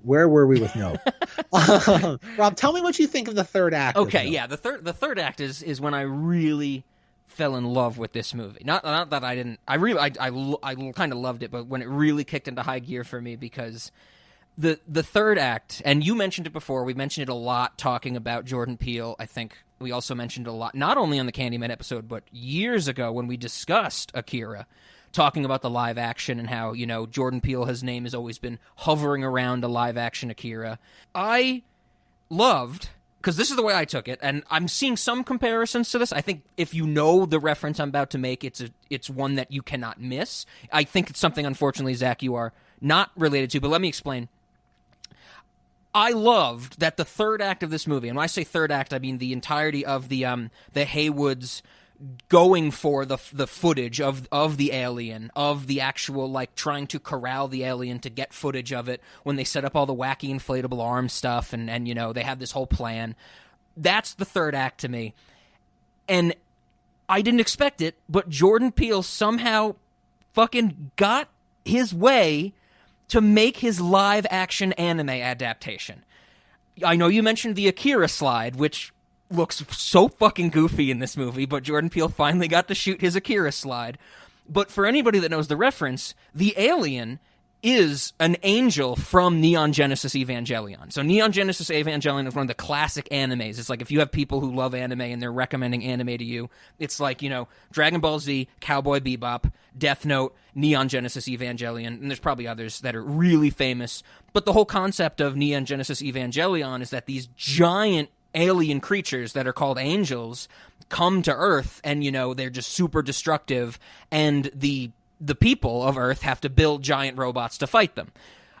It is what it is. I mean, if you've seen Neon Genesis Evangelion, which I'm assuming you have not, Zach, that it is. Spoiler alert, Zach did not. I figured, but it is identical, not identical to any of the creatures in Neon Genesis Evangelion, but it is the exact idea. This giant creature that just causes destruction and, eats people. Some of them eat people, some of them don't in the anime. And it's all about how people have to deal with it. And that's what the third act of this movie becomes. It becomes corralling an angel from Neon Genesis Evangelion. And note the naming that we have a character in this movie called Angel as well. And it goes through, the alien goes through different forms. It goes from looking like, if you ever have earbuds, how some people, like I do, put like earbud covers, like, to make them stay in your ears better. When you don't have one of those on an earbud, it looks exactly like the flat disc, the not really flat disc that the alien in this movie looks like. But Jordan Peele basically was like, well, I'm making my own live-action anime. I'm taking inspiration from Akira. I'm taking it from Neon Genesis Evangelion about how people have to deal with these creatures, and I'm just going to do it. Because the third act of the movie is all trying to corral this creature, this monster, this beast. And this was clicking for me in the theater. I already kind of knew that the monster looked like an angel from, Evangelion. But when it starts to change forms and we're seeing it, like actually recognize or, notice the people and how they're dealing with things, I'm just like, this is it. He actually has made his live action anime adaptation, got it in the third act of this weird fucking content, unique content creation movie, and I fell in love with it, Zach. Well, I guess, like I said, talking about the actual movie itself and not the socio-cultural impact of Jordan Peele's career to all this. The alien, like I said, like it's a lot of movies, like, again, reminds me of Signs that we will be delving into. And you think about, like, obviously when, like, you introduce the notion of I don't want to say, what would you want to call it? Not supernatural character, but just something not of this earthly realm. Mm-hmm. There is some level of, you have to pay that off. Is the antithesis to that for me is the Babadook. The Babadook being a haunted house movie, more or less, and it's just a bunch of confused British people screaming for 2 hours, and you get like maybe like a fraction of a second of any sort of like creature or some sort of ghoul. The thing about this movie is that obviously it's not just the thing that I think makes the payoff so much more interesting is that it's not just simply a flying saucer that's going around, is that there is that thing of it's its own entity. And that you do, like, especially at the end of the film for probably the last 20 minutes, where it's like, even though Rob had a very specific things to what it was, I kept referring to it as, through both of my showings, as a giant kite or tent. Okay. That's how I kept describing it.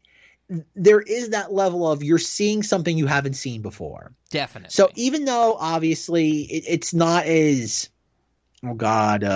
entity like Signs, where you have like the alien in that moment in the film where you have where you have obviously some sort of very off-putting yet still human-like creature. This is something truly of another world.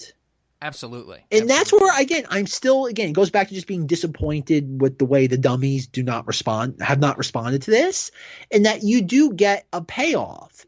It's not like the entire time it's just a flying saucer flying around. For that last 15, 20 minutes, you do get an extraterrestrial being in a way that you've never seen before in blockbuster cinema. Mm-hmm. Oh, yeah. Which I find very, very cool, Because I've seen the comparison to Neon Genesis Evangelion elsewhere on the internet, because it is so on the nose. But, even if you do know that, it's still like, you can't say it's like, oh, this is the alien I expected. If you come out of the movie saying that, it's like, okay, you're lying, It's like, what basis do you have to think that way? That's the thing. But I do think that if you are expecting such I can't even think of what was the last popular alien horror movie? Like, I can't yeah. think of one. What, the Fourth Kind with Mila Jovovich? I can't think of the last time like an alien horror movie really got people hot and bothered. Yeah, Um, I mean the ones that I know that were advertised that never saw like were straight to Netflix. Like wasn't like Life with Jake Gyllenhaal was like an Alien, like Alien the movie God. type of ripoff. That wasn't direct to Netflix. I actually kind of like that movie. Oh, that wasn't direct. I might be thinking of another one that was direct to Netflix. No, that's what also Ryan Reynolds. I think. Maybe. Maybe. Oh, I might be thinking of I know there was also the Cloverfield paradox, or wasn't there a Cloverfield movie that had aliens or something like that? Yeah. But that doesn't that barely counts. That was like you said, that's a Netflix special right there. Exactly. It wasn't designed for Netflix, but they dumped it on Netflix. That's the thing though, and that I don't know how you effectively pay that off. Because I don't think there is a quintessential alien design that people will get on board with. Absolutely. Even in Signs, like I don't think anybody was thrilled with the design of the alien at the end.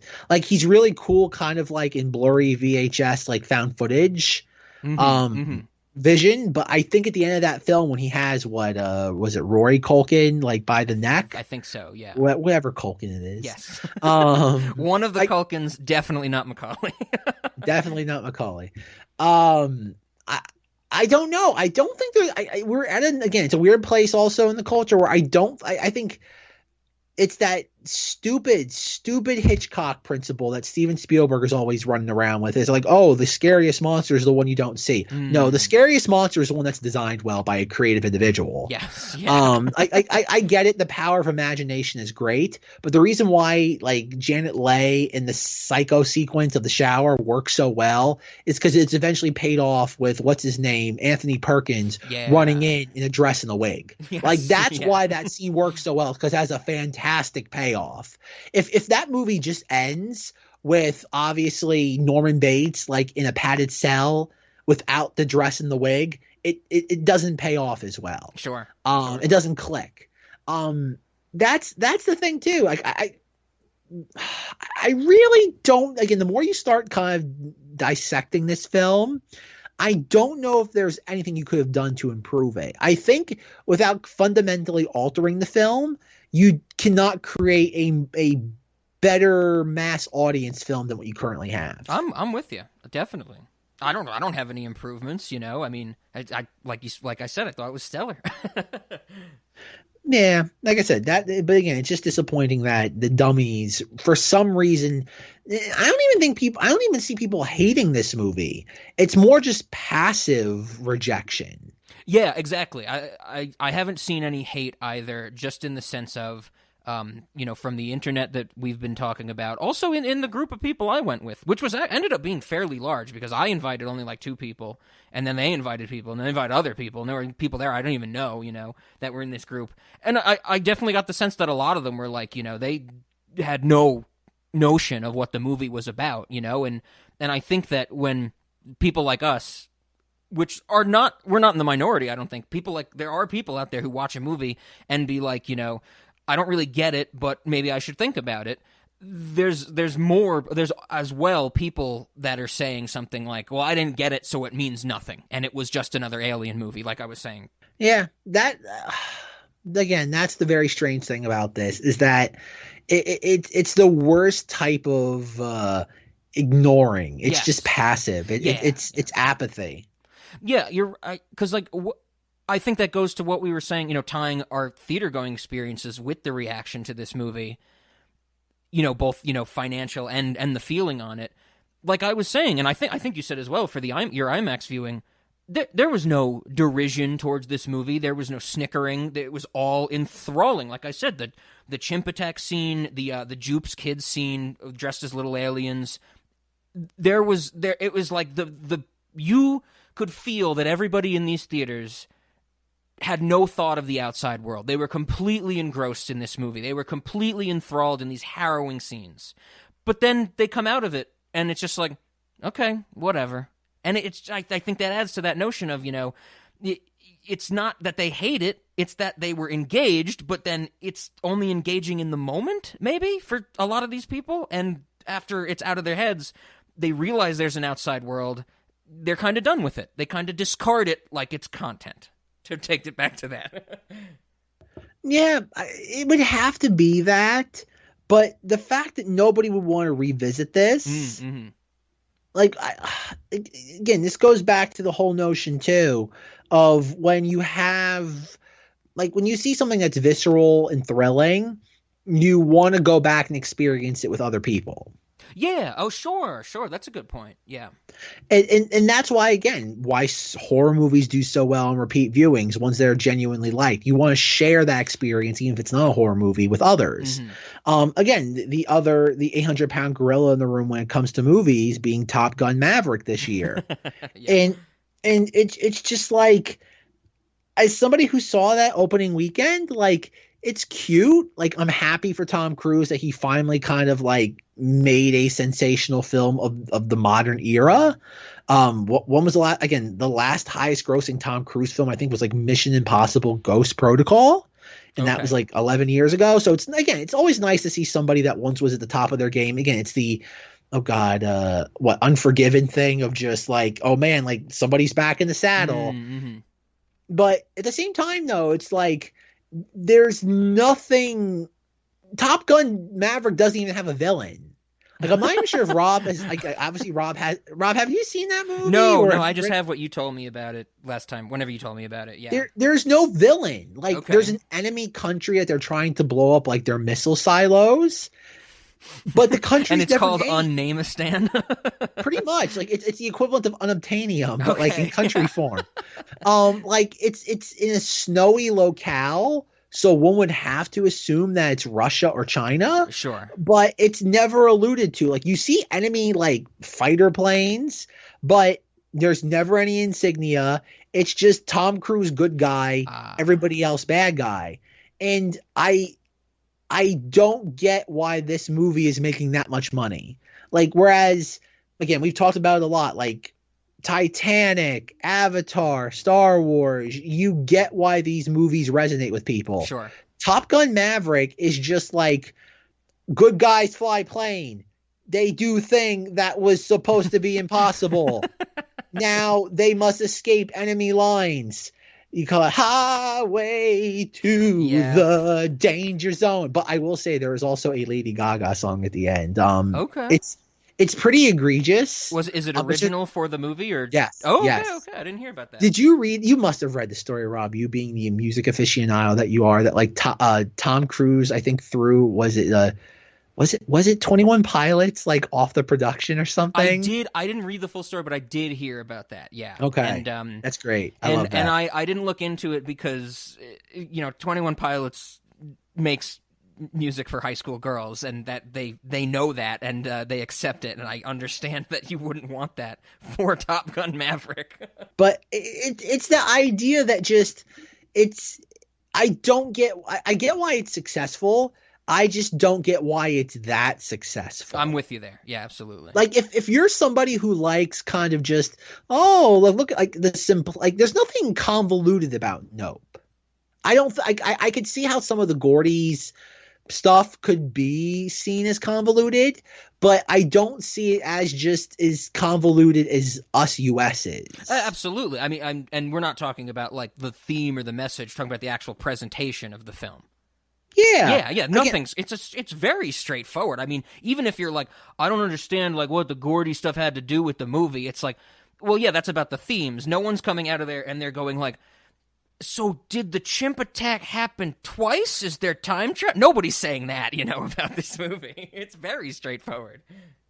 And that's where I don't get why this hasn't resonated either, because even you also have some fantastic, just again going to just how Jordan Peele just lays out certain scenes, like the whole third act climax where obviously they set up all the inflatables in the valley and it's done as a visual representation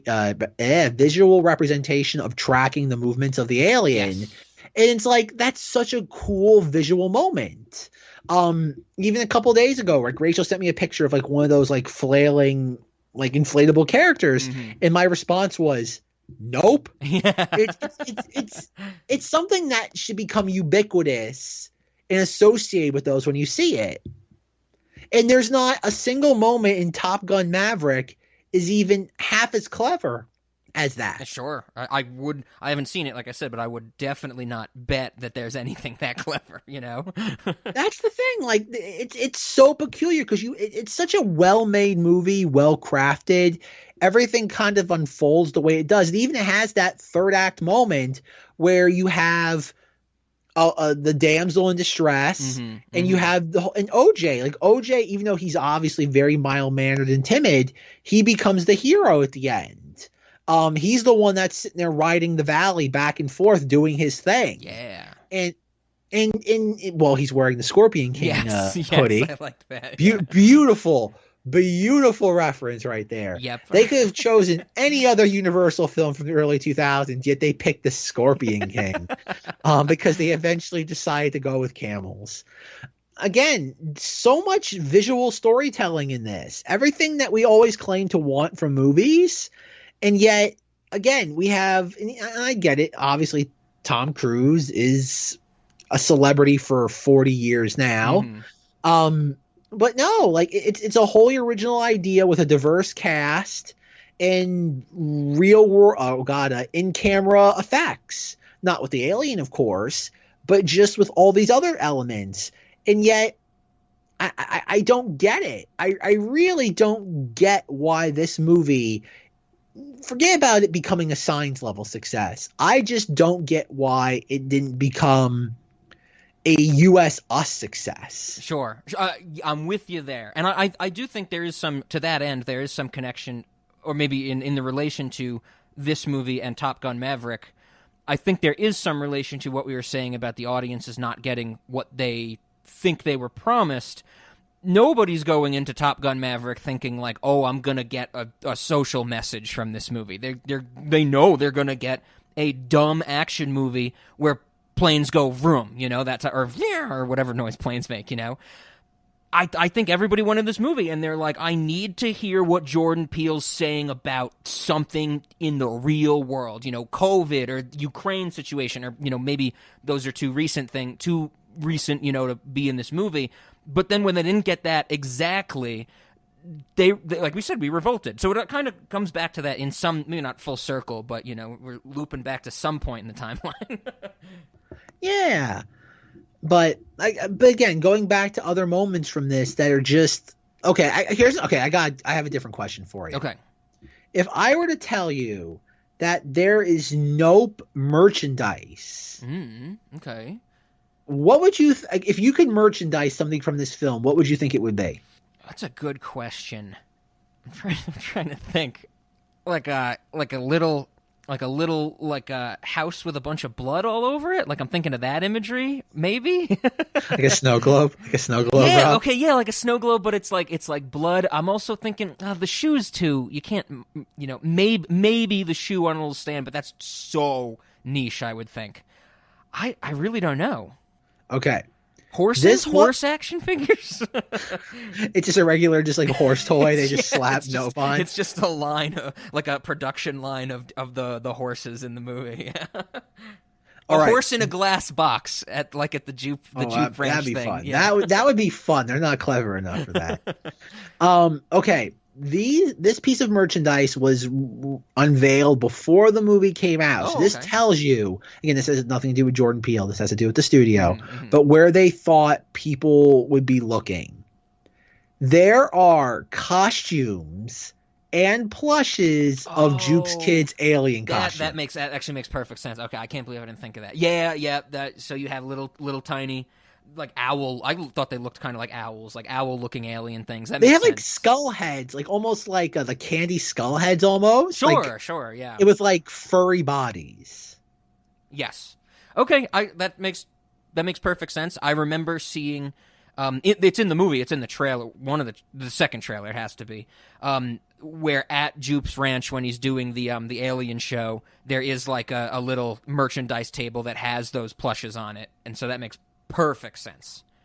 But in what universe does somebody watch this movie or look at like production stills or concept art or whatever, and that's their takeaway? Oh yeah, not as to all. What this is what people are going to latch on to. That has no point in the movie, you know. Like literally, it's more content creation because there are no little aliens inside this ship. as much as, Steve Yeun's character might think, as much as, you might believe in the usual, alien movie trope is that, oh, this is a ship with little creatures in it.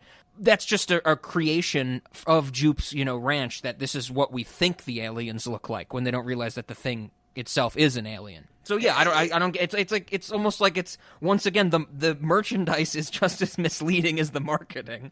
But I think again, it comes down to just I think even by the part of the studio, whether it be the marketing or the merchandising, fundamental misunderstanding of what this is about. Mm-hmm, mm-hmm.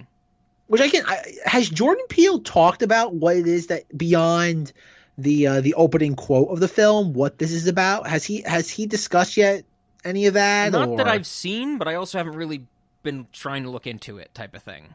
Yeah, like that's another thing too. Like it's funny because even like after watching this, I was curious as to what sort of merchandise there was for this, and they're real outside of like actual movie posters. There isn't much that they tried to merchandise off this film. Oh, okay. What about this? I got an idea for merchandise. Oh god. This week should probably also it's a little early, but we'll put this in the Cinemoddities gift shop as well. So it's like a little like rectangle base, so it's like a 3D model, but it's kind of like a toy type of thing. And it's like one of those wind up type of, those cars where it's like you hold it down, pull back, and then you let it go and it, vrooms off, type of thing. Of course. It's on a base, so it's not like this can roam free or something. God, I'm envisioning like a cheap Happy Meal toy, but of course it would look a lot better. But the idea is, it's the TMZ guy on his motorcycle, and you can pull it back and lock it in place so that it's like him on the motorcycle, and then there's a little button on the base that you push, and the motorcycle goes forward, and then the TMZ rider falls off. Like falls over the handlebars type of thing. And you can just do that over and over. It's like a little toy of that. When you put it together in that way, after you've laid it all out, it makes perfect sense. Like I can very easily envision what it is you're trying to convey. Yeah, it's very small, and it's like, so like, of course, the neutral state when it's not locked and ready to go would be like the TMZ guy on the ground and the motorcycle laying down, but there's some way to reset it and pull it back, and it's just like this little self-contained toy where you can just replay the moment of the alien's EMP causing the TMZ rider to go over the handlebars. But even I have to ask, what do you think? You could very easily make the TMZ reporter. Really, the point of that character is pretty obvious, no matter how you design him. Why do you think Jordan Peele made him look so alien? With that specific kind of like cutout too, like in the visor. That's a great point. My thought that it didn't happen while I was watching the movie, not knowing where it was going to go. My thought was that it was going to be somehow related. So, of course, what we're talking about is the TMZ. The striking thing of the TMZ reporter on the motorcycle is the helmet, is that it's a fully reflective helmet. Which I have to say I've never seen in my life before, and I have to also imagine is somewhat illegal, because if you're driving on roads with cars and your helmet is reflecting light into other drivers' eyes, you can't do that. But it is a very striking visual. It's very Daft Punk type of thing. And my thought while I was watching the movie was that there was going to be some notion that the TMZ reporter was going to mess up their corralling of the alien in a very similar way, because if you remember, when the horse freaks out in the commercial scene at the very start, it's because one of the stagehands holds the light-checking ball up to the horse's eyes, and it reflects in it, and it freaks out. I thought that's what they were going for. It's like, oh, this thing from the commercial made this animal freak out. This guy's helmet's going to do something very similar to the alien. But then that doesn't happen, and it seems like it's a visual. Maybe there's something left on the cutting room floor there, but that's what I thought was going to happen.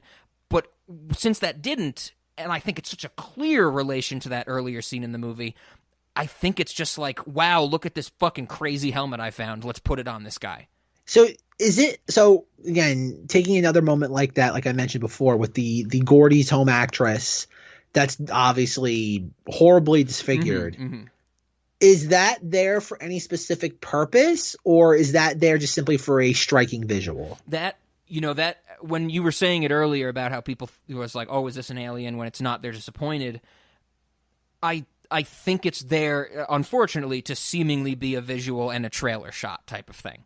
Is that what it is? This is one of those things. That's what it comes across to me as, but which is unfortunate because there's nothing really else other than, I think, if I'm remembering correctly, or at least if I'm remembering what I got from the movie, there is no mention until she shows up at that showing, and Stephen Yeun is like, oh, and we have one of my old co-stars here to see the show, and everybody claps for her.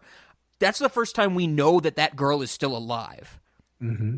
Because she's the one too that like we see Gordy like, well, I don't want to say fondle her foot or just kind of like he knocks her foot around like when it starts to twitch. And I thought that implication was that she's dead, and and he's like what's going on and stuff like that. Gordy, when I say he.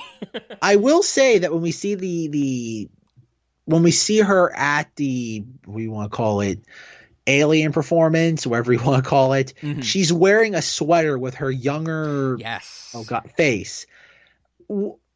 That clearly is meant to infer something by Jordan Peele, right? That obviously not letting go of the past, being married to one's previous incarnation of beauty, like absolutely.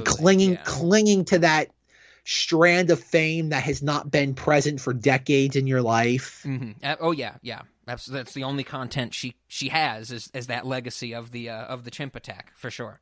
That's another thing. I think the TMZ reporter and that character don't really, pay off in any sense other than that they are parts of this story. Well, the TMZ reporter I find very poignant to my, idea of this being everybody's looking for content and unique content is the next thing, and this TMZ reporter comes out of seemingly nowhere because that's what they do. They look for content in any way, shape, or form.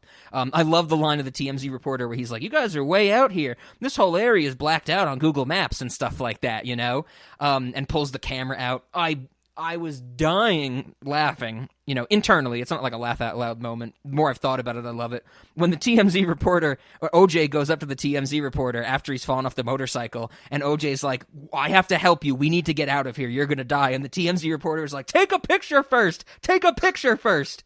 And, I think that pays off more. The woman just kind of, is there to be there and gets sucked up type of thing.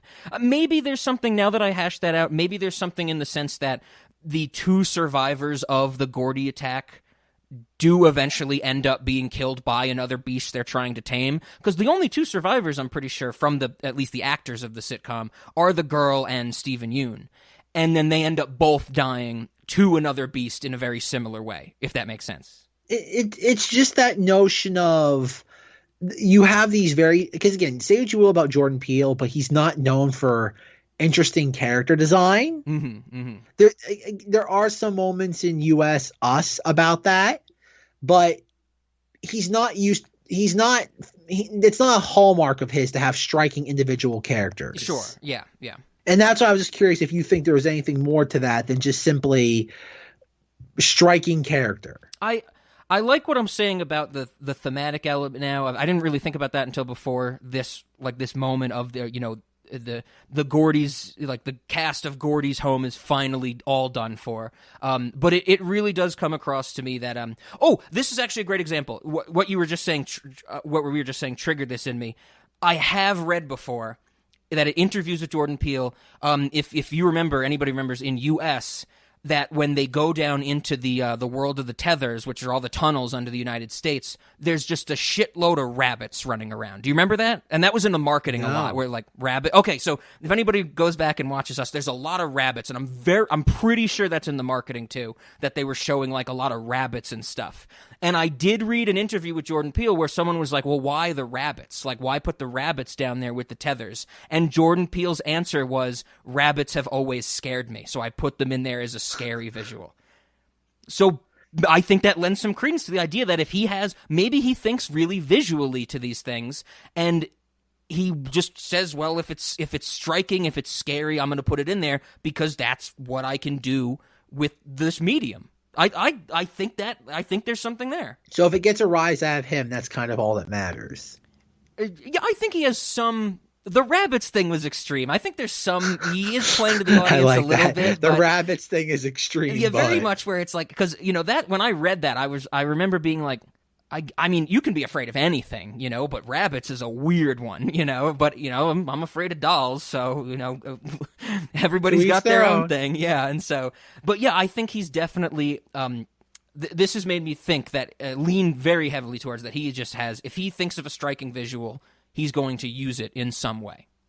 Yeah. Like I said, it's peculiar, not in any sort of unusual way, but just simply because it seems unorthodox for his overall style. Yes, absolutely. Yeah, and don't get me wrong. I mean, when Lupita Nyong'o goes down to the tunnels and fights other Lupita Nyong'o, which is one of the best scenes in US. Fights other Lupita Nyong'o. Yeah, when they're fighting each other, that's great. There's just a bunch of rabbits roaming around, and that is a very striking visual, but it's not really scary in the same way that or scarier like the deformed girl is, or alien like the TMZ reporter is, but it is striking, and that sticks out to you, and I'm not saying that's inherently bad. I would like if everything was well crafted and rounded out to be tying into the theme of these things, but I have no problem where if you come up with if a filmmaker comes up with a striking visual and wants to implement it, that's good. That's what filmmakers should do,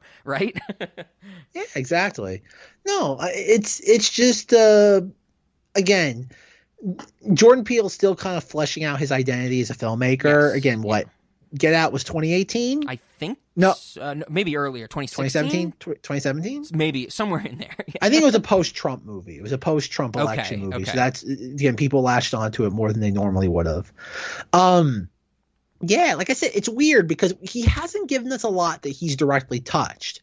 Again, we're so used to kind of looking at the Twilight Zone, Candyman, where he's involved but more tangentially, that we can't say like Tarantino or Nolan, where Rob obviously said time, we get it, time. Yep. Or in Tarantino's case, feet, we get it, feet. Gore and feet, we get it. Tarantino's next movie is going to be very gory, and a lot of people are going to die, but feet will all remain intact. There will never be like a toe cutting scene or anything like that. Absolutely not.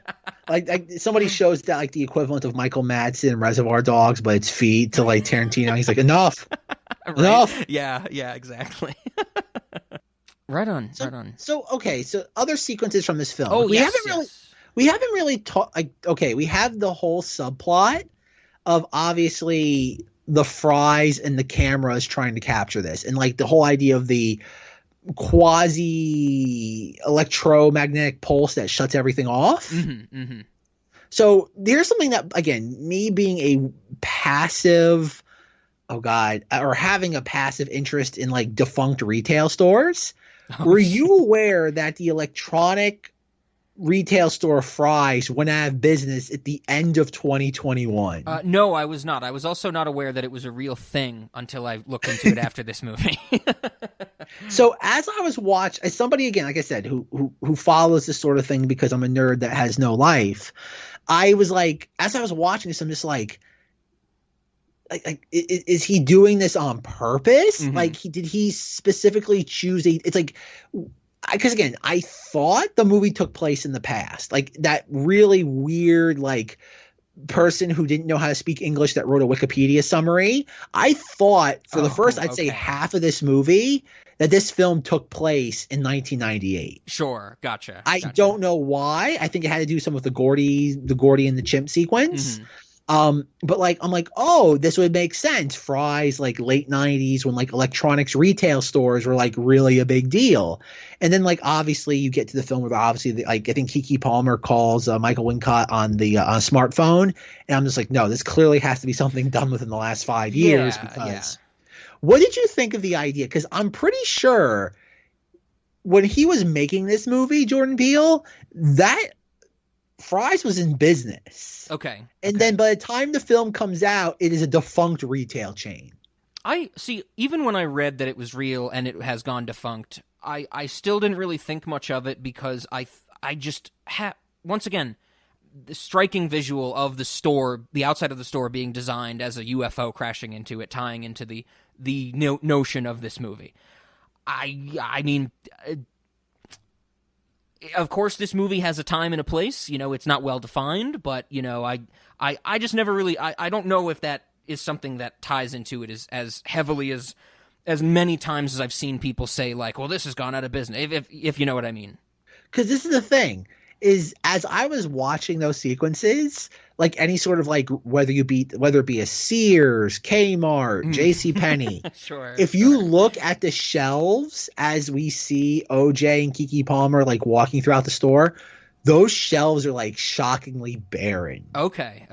And so as I was watching this the second time, I kept wondering, is Jordan Peele so clever that he would have, because think about it, you could very easily have picked any, like, you could have created your own fake, like, electronics chain. Yeah, absolutely. Like what, in the 40-Year-Old Virgin, like, it's clearly meant to be like a Circuit City, but it's called like Smart Tech. Oh, yeah. Like something like that, where it's based on something in reality, but it can't be called that for a whole host of reasons. S Smart from the Evil Dead movie.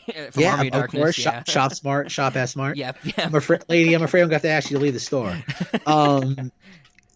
I wonder if Jordan Peele, and this is where, again, I hope he's that clever, deliberately chose a store like that with, like, it's always empty. Like, anytime we see, even with, like, Angel, and you see him and, like, he's doing his own thing, watching their security footage. Yeah.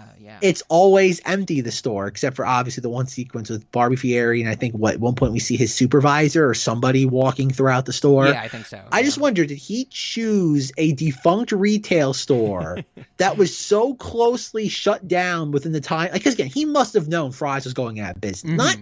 Not explicitly been like, oh, I'm deliberately doing this. Yeah, not like insider trading, but he could read the tea leaves at least, yeah. Yeah, it's like filming in a Sears. Like, you know it's not going to be there much longer. It doesn't take a rocket scientist or Warren Buffett to be like, you know what, chances are this won't be here in 5 years. That is such a good point, because something I'm going to bring up when we get to snacks is that there's a scene, I think it's right before the third act, when Daniel Kaluuya, Keke Palmer, and Angel, whose actor's name I don't know, I didn't write down, unfortunately, but when our main gang, they go to a restaurant to eat, and it's Copper Potts Cove or something like that. That's what the name of the restaurant is, which is also in U.S., which is on the beach or whatever of the place where the entrance to the tethered realm is. That is fake. That does not exist in the real world. That is a restaurant he created. So, it's Winky's Diner. Yeah, so it's you're actually so right that it's so fucking strange that he created this fictional diner to use in his movies, but then chose to use a real electronics store. That is fascinating, actually. Yeah. But again, you wonder where that line is drawn, and that, like, what is it that I'm trying to convey to the audience? Because clearly the owners of Fry's had to sign. They had to have a PR department when they were still in business, and they had to sign off on this. Yep. And by the time the film comes out, that chain doesn't exist. That entire establishment does not exist anymore. Mm-hmm. Yeah, that's weird. That I didn't really think about that now, but when you put it that way, absolutely, that is interesting. And that's also an aspect on this too, is that, like, think about, you also have the characters of this film spend so much time and effort on having technology that will capture this alien doing its thing. Yeah.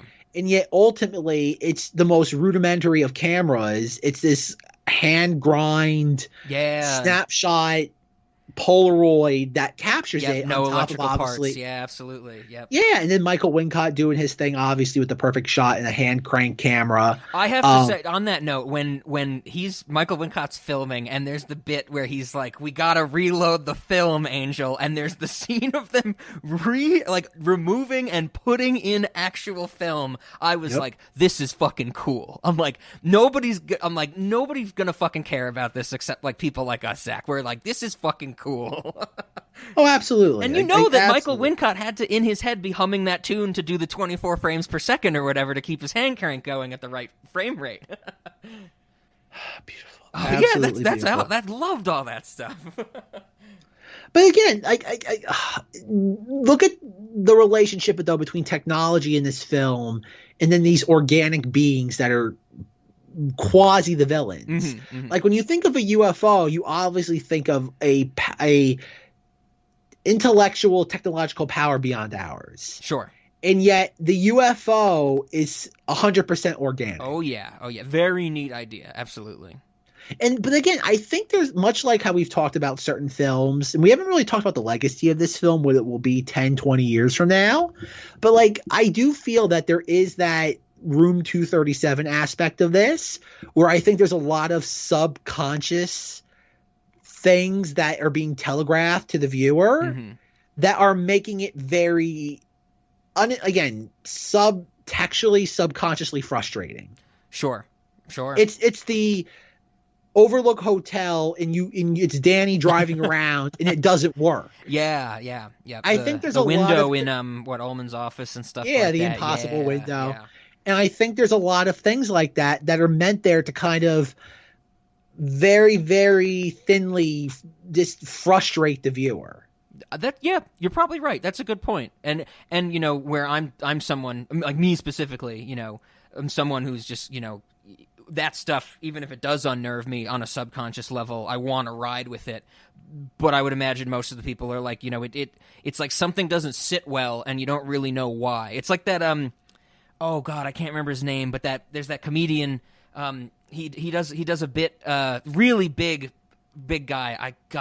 Someone will put a correction, whoever edits this, or maybe we won't. So go fuck yourself, audience. Louis Anderson. That sounds right, actually. I wanted to be wrong. I don't know, but that sounds right. But he does a bit where he was on a production of Hairspray, and he had to shave his eyebrows. And then when he would walk around in real life, and he didn't have any eyebrows because they hadn't grown back yet, he has this bit where he says, like, when people talk to you and you don't have eyebrows, they look at you like they know something's wrong, but they don't know what's wrong. Hey kids, Zach can rest easy knowing that he was actually incorrect. For some reason, I couldn't remember the name of the great comedian John Panette in this case. If you ever check out his stand-up, it's fantastic. But John Panette was who I was referring to. And it unnerves people. It makes them unsettled. It makes them, on edge. And I think that's another reason. I'm glad we got to it, to add to the people going like, this movie is not exactly what I wanted. And maybe they have a lot of reasons on the surface that they can explain why it's not what they wanted, which I think we've gone through, plenty of detail. But there's another subconscious level of them still going like, something about this unnerves me and not in a way I'm happy with. Yeah, no, I definitely get behind that. I don't remember, but it might be Louis Anderson. God damn it. If it's Louis Anderson, I'm going to be so mad because I don't. That was meant to be literally an intentional shot in the dark, but at the ground. If I end up hitting the target, I'm going to be so mad. Speaking of other things, I do love of visuals and scenes and moments in this movie. I do love the idea of, I guess you'd call it, the alien expelling the things it can't digest, so of course, the blood, on the house, which is a great, it rains blood on the house, basically a little localized storm above the house of blood. I love that's, the impetus of the story, or at least the first scene, the reason Keith David is dead is because this alien was above their ranch, and, it was expelling all this inorganic material that it couldn't digest, which ends up, it hurts, Key lands in the horse, it kills Keith David with the nickel, that type of stuff. I thought that was such a neat idea, and it conforms to the rules of this universe that, this creature, this organic creature, like you were saying, well, it's not like it has pica and it's chewing down on metal and stuff like that. It can only really eat the meat of these creatures, and I thought that was fantastic. Well, yeah, it's literally consuming the flesh. Yeah, and that's so cool to me that that little touch was included. And speaking of a small touch, another thing I found fascinating that I almost forgot about because it's such a small part of this movie, the notion of the cloud never moving. Yep, that is such a fantastic idea, horror movie or not. That that's not anything that anybody would notice in their day-to-day life because no one would stare that long at a cloud. You'd have to be purposely watching the sky in such a way that these characters are to even notice that. And like when that happened in the movie where I think it's Angel that discover it, where he like comes to the ranch and, he's like, look at this footage because I've been watching your footage and stuff like that. This cloud hasn't moved in 6 hours or a day or whatever he says or something like that. And I'm like, that is just a fantastic notion to put forward in a film, in a story.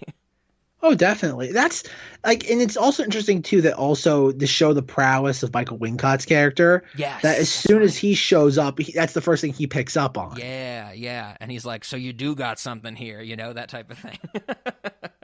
Really, really, and that's the thing, really cool stuff that just neat ideas like that are what add to the movie like this to me, where, also the cloud thing, I think everybody, not when I say everybody, I think a lot of people can get behind and be like, that's neat, that's cool. I never really would have thought of that. I never thought of that about that before, that type of thing. Compare that, though, to something like the shoe standing up on its tip. I definitely think I haven't seen this or heard this, but I imagine there's a lot of people being like, what the fuck is that? Like, why would the shoe land that way? That type of thing. The people not thinking about it as a bad miracle or some sense. But it's still just as interesting. I took the shoe standing on its tip to, maybe not to be a direct nod, at least a very, very, for me personally, heavy-handed reminder of there's a Twilight Zone episode, bring it back to the Twilight Zone, of course, where a guy flips a coin after he pays for a newspaper, and the coin lands on its side. And the episode turns out this gives him the ability to read minds until the coin falls over. But it's this notion of that, something that's so weird, it's not impossible, it's just improbable. And it's a neat idea. I love those ideas. They make me want to think about this movie, where I think, to go back to the audience of this film, saying like, well, what the fuck was that? Like, why didn't I get that? Why didn't I understand that? Or why wasn't it explained to me? And they get angry about it, And it's like, no, just take a cool idea as a cool idea, Oh, definitely. I'm trying to think. I had one other moment on the tip of my tongue. Not one more moment, but just another moment. So, okay, going back to the notion of the bad miracle. Mm-hmm, mm-hmm. What, looking through, that's one thing that I get what that means in the context of obviously the shoe standing upright. But going through Jordan Peele filmography, just everything that he's touched, is there any other deeper meaning to that I wasn't able to perceive? The only thing that I was thinking of is that so the idea of Get Out, like the putting like the white people's consciousness into black people's bodies, is a scientific discovery. At least from what I remember from Get Out, is that it is a form of hypnosis that Catherine Keener does to suppress the person's, conscious, put it in the deep place or whatever they called it in Get Out, the sunken place in Get Out. And then there's actually a surgery to be done to put the person's consciousness into the sunken person's body. That made me think of, that is a scientific miracle to some extent, but it is bad for people. If that's the closest thing I could. All right, come up with. okay, Yeah. I didn't even think of that. Interesting. Yeah, I didn't even think of it that way, but that makes a lot of sense actually. In US, I've only seen US once, which I should rewatch again because in the whole movie with the notion of the Iran-Contra incident and stuff like that. But I don't think, if I remember correctly, there's any explanation of what the tethers are and how the tethers got there, these doppelgangers. So that one I have no connection, connection to the bad miracle for. Gotcha. Yeah. The other thing too is that he's going back to the shoe. I think another issue with the shoe is, again, the shoe is a striking visual. Mm-hmm. I think because he only shoots it from the one angle, right? Like we only see it from like, oh God, what you want to call it, the part where you insert your foot into it. Yeah, yeah. We never see it from any other angle. Even when the Gordy chimp attack scene, when it's shown in full, in the middle of the movie, when the camera is panning around the set, to get to where it was planted, where the camera was planted down at the beginning of the movie to show it from, we learn, Stephen Yeun's perspective. I even think when it's moving around the set, the shoe is on the ground and we're seeing like there's a sofa in front of it or an armchair that's blocking it. So we only ever see it from that one angle. Yeah. Do you think? I think a lot of the frustration from this movie comes from those sequences. Mm-hmm. Is there anything you think that they could have done better? I don't know if it's better, but just made it more palatable to audiences as to why that's important. Not explaining it, but just would have maybe. Is there any way to improve those sequences? I don't know. Nothing comes to mind immediately. That might be something I have to think on, just because that's so. I mean, personal bias. I found it so intriguing and so well done that I guess we need to ask someone who is upset with that, be like, well, what would you want? That type of thing. And maybe it's a notion of these people who, when you say it's like, is there a way to make it, more accessible to these mass audiences? Maybe it's a thing where on the subconscious level, it's irking people, and they can't explain what could make it better. So I'm not sure. That's a tough one. Yeah, because again, it just feels like in every single review or criticism, it always goes back to that. I never see. It's weird. After watching the movie, I thought there'd be a lot of just debate about why the alien is just like a giant tent monster, and yet that seems to be something that people are okay with. Yeah, I haven't seen any backlash for that. Only indifference or people going, "Oh, it's an angel from Neon Genesis Evangelion." That's it. which did not even blip on my radar. Yeah. But you're someone who can appreciate a cool design, a unique design. Exactly. That's what I mean. Like, it's weird to think of an alien spaceship as organic. Yeah, definitely. Especially one with such a conventional design of like the flying saucer.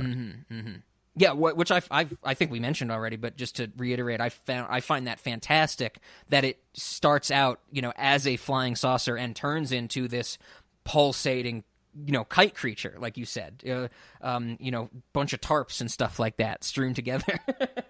Pretty much, like that's, and so this is oh god, I'm not sure if you're aware of this or not, Rob. But I think I kind of want to read it to you in real time and get your thoughts on all this. Okay.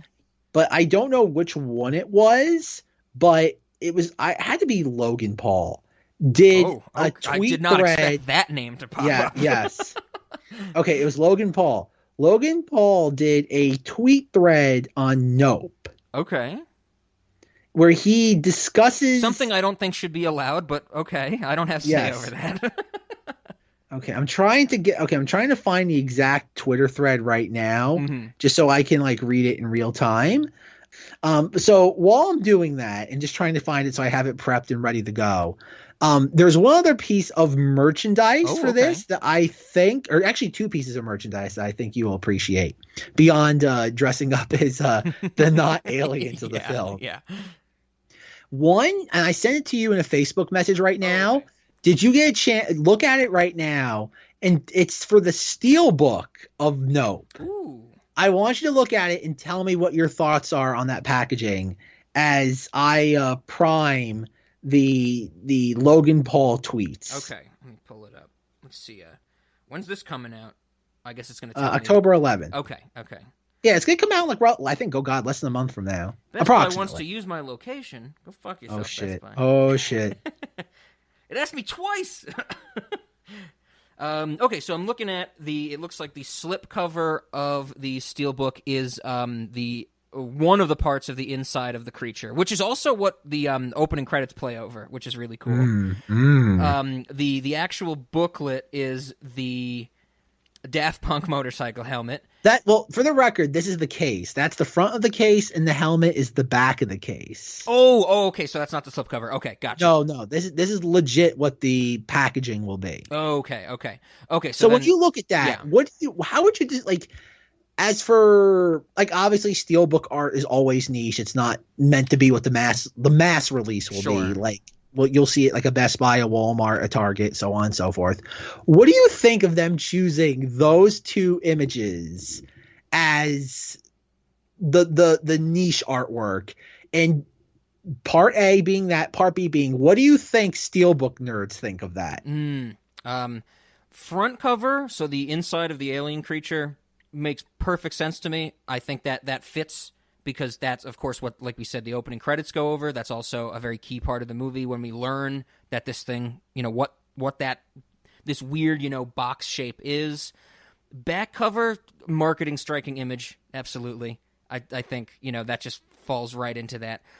I have to say, I do like that one of the discs, the O in Nope, is the hole in the center of the Blu-ray, which is of course low-hanging fruit, but a nice touch. What Steelbook nerds think of this? I have no idea what Steelbook nerds think of anything. I'm pretty sure I own one Steelbook, and it's for Final Fantasy 15, not even a movie. But I have to imagine that if a steelbook nerd who wants to buy this movie, like not somebody who just collects steelbooks for the sake of collecting steelbooks, but for someone who's getting the steelbook of this movie because they love the movie, this would be a little disappointing. That's my guess. You are 100% correct. Woo! Because big money. I know, right? Because in the lead up for this, like there was gonna be a Nope steelbook, and I like before the artwork even went live, like they had like a placeholder image. I think it's like the David Kaluuya looking up, and it's like okay, everybody knows that's not going to be the actual art. Sure, everybody knew that. So when this was unveiled, like I was looking at it and I'm like, this is kind of phenomenal. Like this is the equivalent if you were to make like a Stanley Kubrick Shining steelbook, it would be. Oh geez, like it'd be like Criterion level. Like it would just be like you take a really out of place moment in the movie, and make that the focal point. And like I'm reading the comments, like it was like on Instagram, and like all the comments are just bashing it, and I'm like, you nerds are stupid. This is kind of great. And it's funny. Like whoever like runs that Instagram account, like announcing it's a fan account, but they're just like they liked my comment, and I'm like, thank you. At least somebody gets where I'm coming from, and that's what I was saying. I'm like this is like Jordan Peele's version of that sort of prestige. Like, and that I don't mean like as in Christopher Nolan prestige, but I just mean like very, very just abstract. And do you think this is his most abstract film, like relative to the other heavy-handed stuff? And I think that's why the steelbook artwork is so appropriate, is because it's such an abstract encapsulation of what the film's about. I definitely agree. I can't make out. I've zoomed in a little bit. Oh, I can. I'm losing resolution. It doesn't really look like there's much in the reflection on the helmet on the back cover. I think it would have been cool if they made it out of some reflective material so you can see yourself in it. It might be glossy. We can only hope it's glossy. Yeah, definitely. No, I mean it's not terrible. I don't really know how much I like the the map with the little like their little planning map is the inside artwork where you put the discs and stuff like that. That's fine. I'm okay with that. Their little table map. Oh, it's even got the lace in the top left corner. That's pretty cool. But yeah, I mean, I don't know. What do people who buy steelbooks want? Like, what would that's what I mean. Be though. better? Like the whole point of like the steelbook art is for it to be like visually striking relative to like the mass release that you will see for the next 5 years on shelves. Mm-hmm.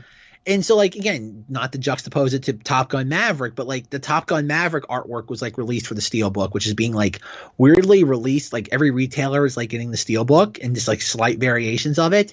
And it's exactly what you think it is. It's, like, Top Gun. Much like Tom Cruise that's walking in front of a plane. Is that it? I think that's the mass, like, release. That's the generic. Yeah. But, like, the Steelbook is just him, like, in the cockpit. And it's, like... Like there's nothing unique about that. There's nothing striking about that. There's nothing that differentiates that release on the shelf, whether it be in the store or on your bookshelf, versus everything else in your collection. Definitely. Yeah, I'm with you. Like I said, I feel like people have fundamentally misunderstood like what this film was. I think people are mad that it's not Top Gun Maverick. Yeah, I mean, I think they're mad about that. I think they're mad that it's not Get Out. I think I think I'm with you. Like I think this whole discussion has been getting at that they don't understand this movie and are not even attempting to understand this movie. Which is a bummer, but I mean that's kind of the world we live in, and I feel like we just harp on that more and more as we go through different movies, and stuff like that. Damn straight. Alrighty, Rob. With this being said, speaking of misunderstanding films, are you ready for me to read Logan Paul's Nope thread? I guess. Okay, Rob's buckled in. So, okay, Rob, because there's 1, 2, 3, 4, 5, 6, 7, 8, 9, 10, Jesus 11, 12.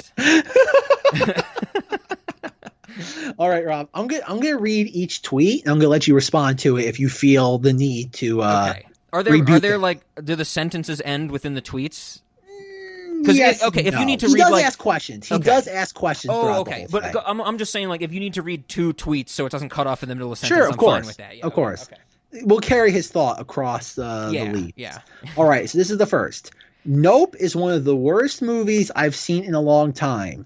I love Jordan Peele and Keke Palmer can act her ass off, but this movie is objectively slow and confusing with stretched themes that don't justify the pace. Parenthetical, a thread. Next tweet. It's not hard to conceptualize something disturbing. A trained chimp goes animalistic and mauls an entire set, or a UFO devours anything in its path. It is hard to sensibly tie it to the plot, which was done remarkably poor here. A series of questions. Spoiler alert. 1. No one was curious how a quarter shot through a man's face and killed him, or why a key was lodged in the backside of the horse he was riding? Question mark. I'm going to take a break here. Wait. So, is he saying that no one understood that in the movie? Or no one questioned it in the movie? Okay. Nobody in the movie's universe is questioning why a man got a quarter through the eye and then a key was lodged in the backside of a horse. I mean, don't they answer that directly in the movie? Yes. Where there's an offhand line where Daniel Kaluuya says they said it must have been debris from a plane or something like that? Yes. Oh, okay. So, so he was on his phone during the movie, which I mean makes sense. I mean, actually we should say he is a content creator. This is actually now I'm actually excited. Now, I didn't think of this until now. Where Jake Paul, Logan Paul, right? Logan. Okay, they're the same person. No one's ever seen them in the same room together. I swear. No one's ever seen them in the same YouTube video together. They are content creators. So he was probably watching this movie through his phone while live streaming it, right? So okay, a bootleg from the studio. Yeah, bootleg, exactly. He is the TMZ reporter. So that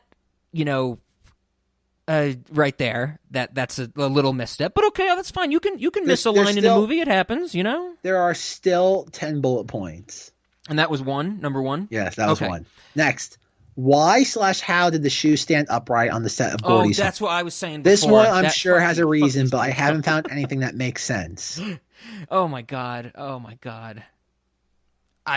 mean, that's just that. I think I got at that before, where it's like if it doesn't, like, people are saying this doesn't make sense. I don't like it. It doesn't make sense, and it's like, well, how about you think about it a little bit? How about you realize that this is a movie? This is a fabrication. Hey. Logan Paul and Jake Paul. I'm going to keep confusing them. I always said Jake Paul first. You ever realize the fact that, nothing you do is real? Everything's fucking scripted for views? That's what a movie is, And just like you faked, allegedly, or in my opinion, just like you faked your original Pokemon box set opening and got screwed out by G.I. Joe cards, just like you faked that for views and ruined a company's reputation, a very malicious thing to do, Jordan Peele can fake things too. Did you ever realize that? Like, that's the same people. Like, this is a bad example, but I'm sure there's someone out there. It's probably the Christians and stuff that go like, "How can Harry Potter make something levitate? It makes no sense." And it's like, it's a fucking movie. Shut up. That's just stupidity. That's a level of not suspending disbelief to make your life sadder. More cinema sins is the better example. He's being very cinema sins right there. There's a lot of cinema sins in this. Okay, yeah, which is the norm for content these days. Yeah, so. Yeah. Ding! All right, 3. No. The deep voice cinematographer was cryptic for no reason other than to be cryptic. You're telling me this guy was willing to die because he wanted better lighting to capture the ET? For real? Question mark. I think wanting better lighting is a gross understatement of what what Holmes' character, his last name was Holmes, character wanted in that scene. He wanted the shot that nobody else could get, not just better lighting. That, Rob, I'm pretty sure that's a little interpretation of it. I think if you look at the shooting script, it would say Antlers Hoist goes up the hill. Was it Hoist? I don't know. Holmes, whatever. Okay, yes. Yeah, but I mean, I can see where someone would think that he wants better lighting because he says the light's about to be magic, and there's very certainly a thing in photography and filmmaking and any capturing on a medium of the golden hour or the magic hour, that type of thing. So I can see how you get that, but that's, I think, once again, a more literal representation and not thinking about what that means thematically for that character or for the movie. Mm-hmm. All right. Number 4, same note, man on the motorcycle. Why was his voice deep and robotic? Framed to be an antagonist who'd have a grand reveal. Was it deep and robotic? I don't think so. No, He sounds like a dude. Yeah, he sounds like a dude. like a normal guy.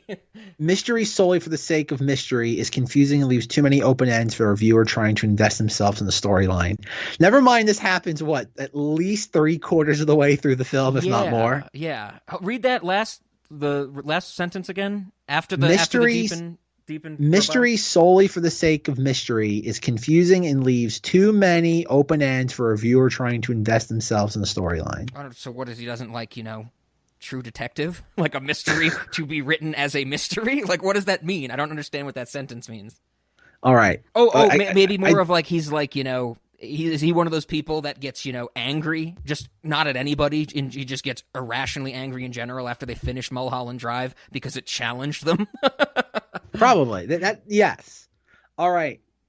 My next point. He actually writes my next point. Oh, okay. The storyline. I'm glad he did because I thought it was going to be somebody else's point. I know, right? I like that. I like you have to. Never mind. It's continuation. He announces that just in case you couldn't confuse it with anybody else in the Twitter thread. The storyline is all over the place. In a crowd of 40 people, the actress who was mauled on the set of Gordy's home was there. Why? Shock factor because of her scarring? Does she come to all of them? Does she come before the ET feeding? I think the answer to that, or maybe not an answer, but a rebuttal to that is that I had no good answer. I had that same thought. I was in this conversation. I was on that same train that she might be there just for shock factor. And by giving it some thought and discussing it, I think I came up with a pretty good idea about why she was there thematically, in that the Gordy's chimp attack survivors finally got killed off, and that ties into that you can't escape the beast, deformed or not. Deformed versus of the girl and Stephen Yeun not being deformed. You can't keep trying to tame the beast. It's gonna get you at the end. And if he gave some thought to that instead of just writing it off, maybe he would have reached maybe not the same conclusion, but a conclusion that would make him go, oh, okay, that's interesting. I like that. I'm glad that I worked that out, I'm sorry it wasn't like a Sudoku that you can easily fucking figure out and get a good answer to and then just discard. Once again, Sudoku's just content. Nobody frames a Sudoku that they finished because it's just a grid of numbers. They just throw it away. Sorry it wasn't that, man. Indeed. All right. Jupe has trauma with the phenomena of commercializing predators for profit. And for the last 6 months, he's been feeding horses to an ET in the sky. But what about before? Wow, what the hell? But what about before that? Like, that's literally what he wrote. Like, that is insane. What is the purpose of that creepy cowboy theme park? Content. He wants to, Stephen Yeun has to make content, because not only was he in Gordy's home, he's more famous for being in some Western show as a kid, right? Remember that whole thing where it's like, Keke Palmer's like, oh, you were the Asian kid in whatever that, I have literally no recollection of what I was called now, but he's like, you were the Asian kid, and he's like, yeah, and it's like, he has all the memorabilia on display, it's the Gordy's home stuff that's in the secret room, so why wouldn't he capitalize off that, right? Like, if you were best known as a child star in a Western, when you grow up, maybe you keep milking that because that's your legacy. That's your content, right? Damn straight.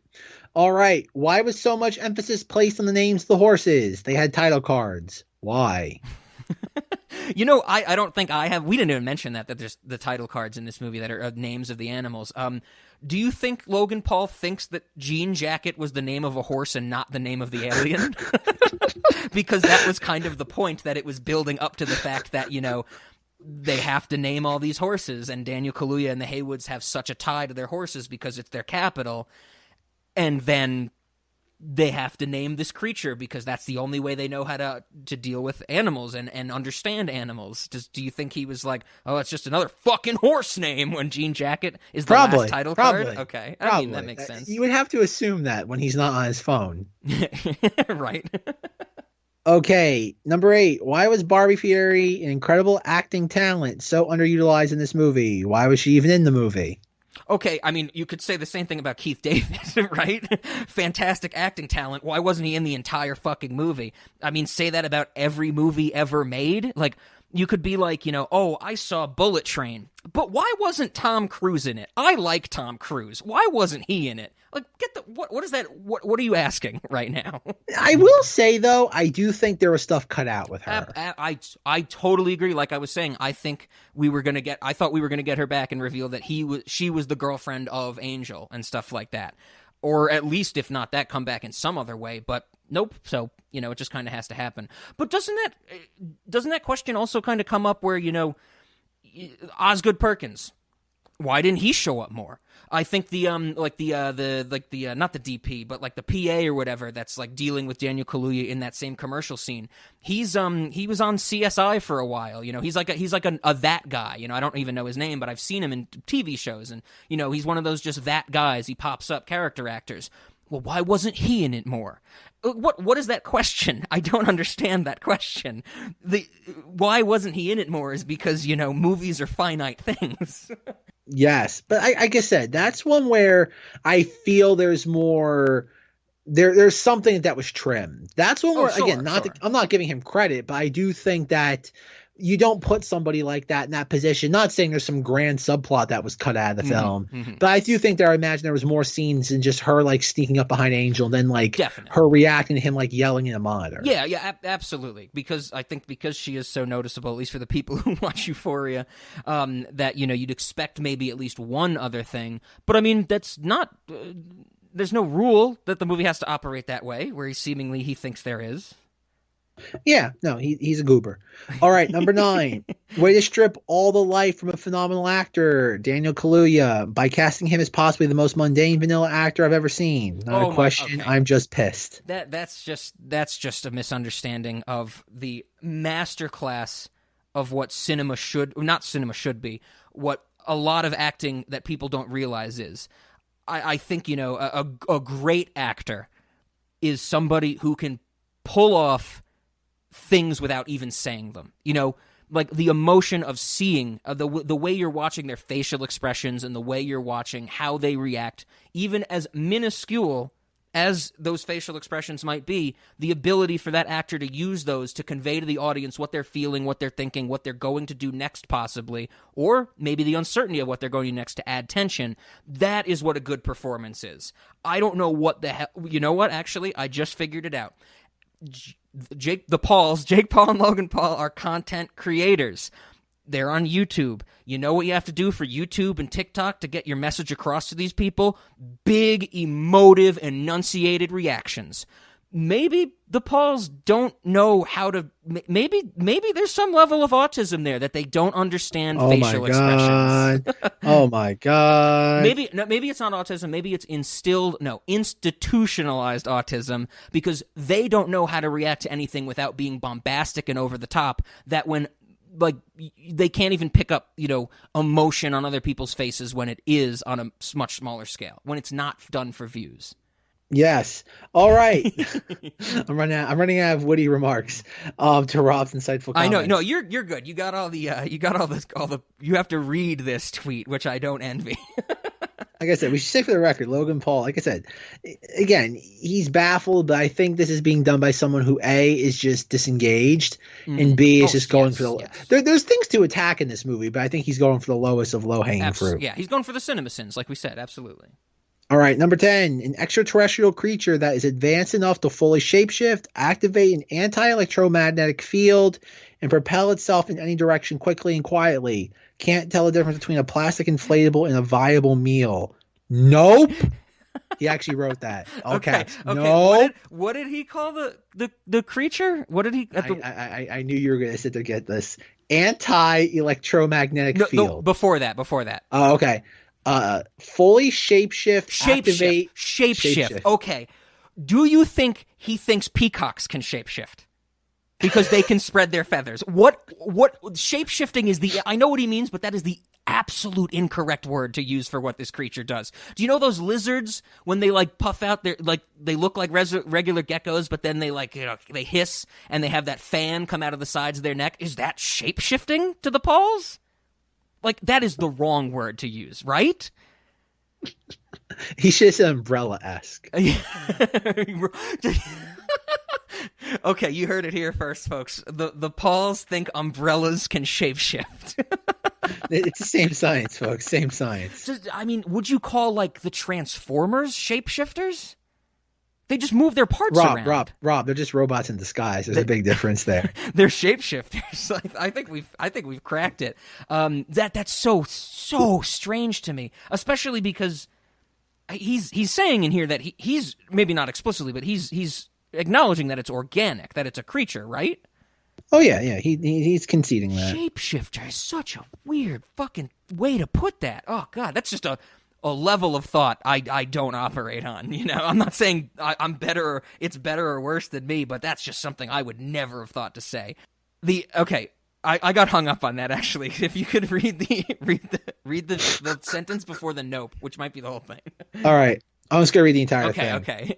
An extraterrestrial creature that is advanced enough to fully shapeshift, activate an anti-electromagnetic field, and propel itself in any direction quickly and quietly, can't tell the difference between a plastic inflatable and a viable meal.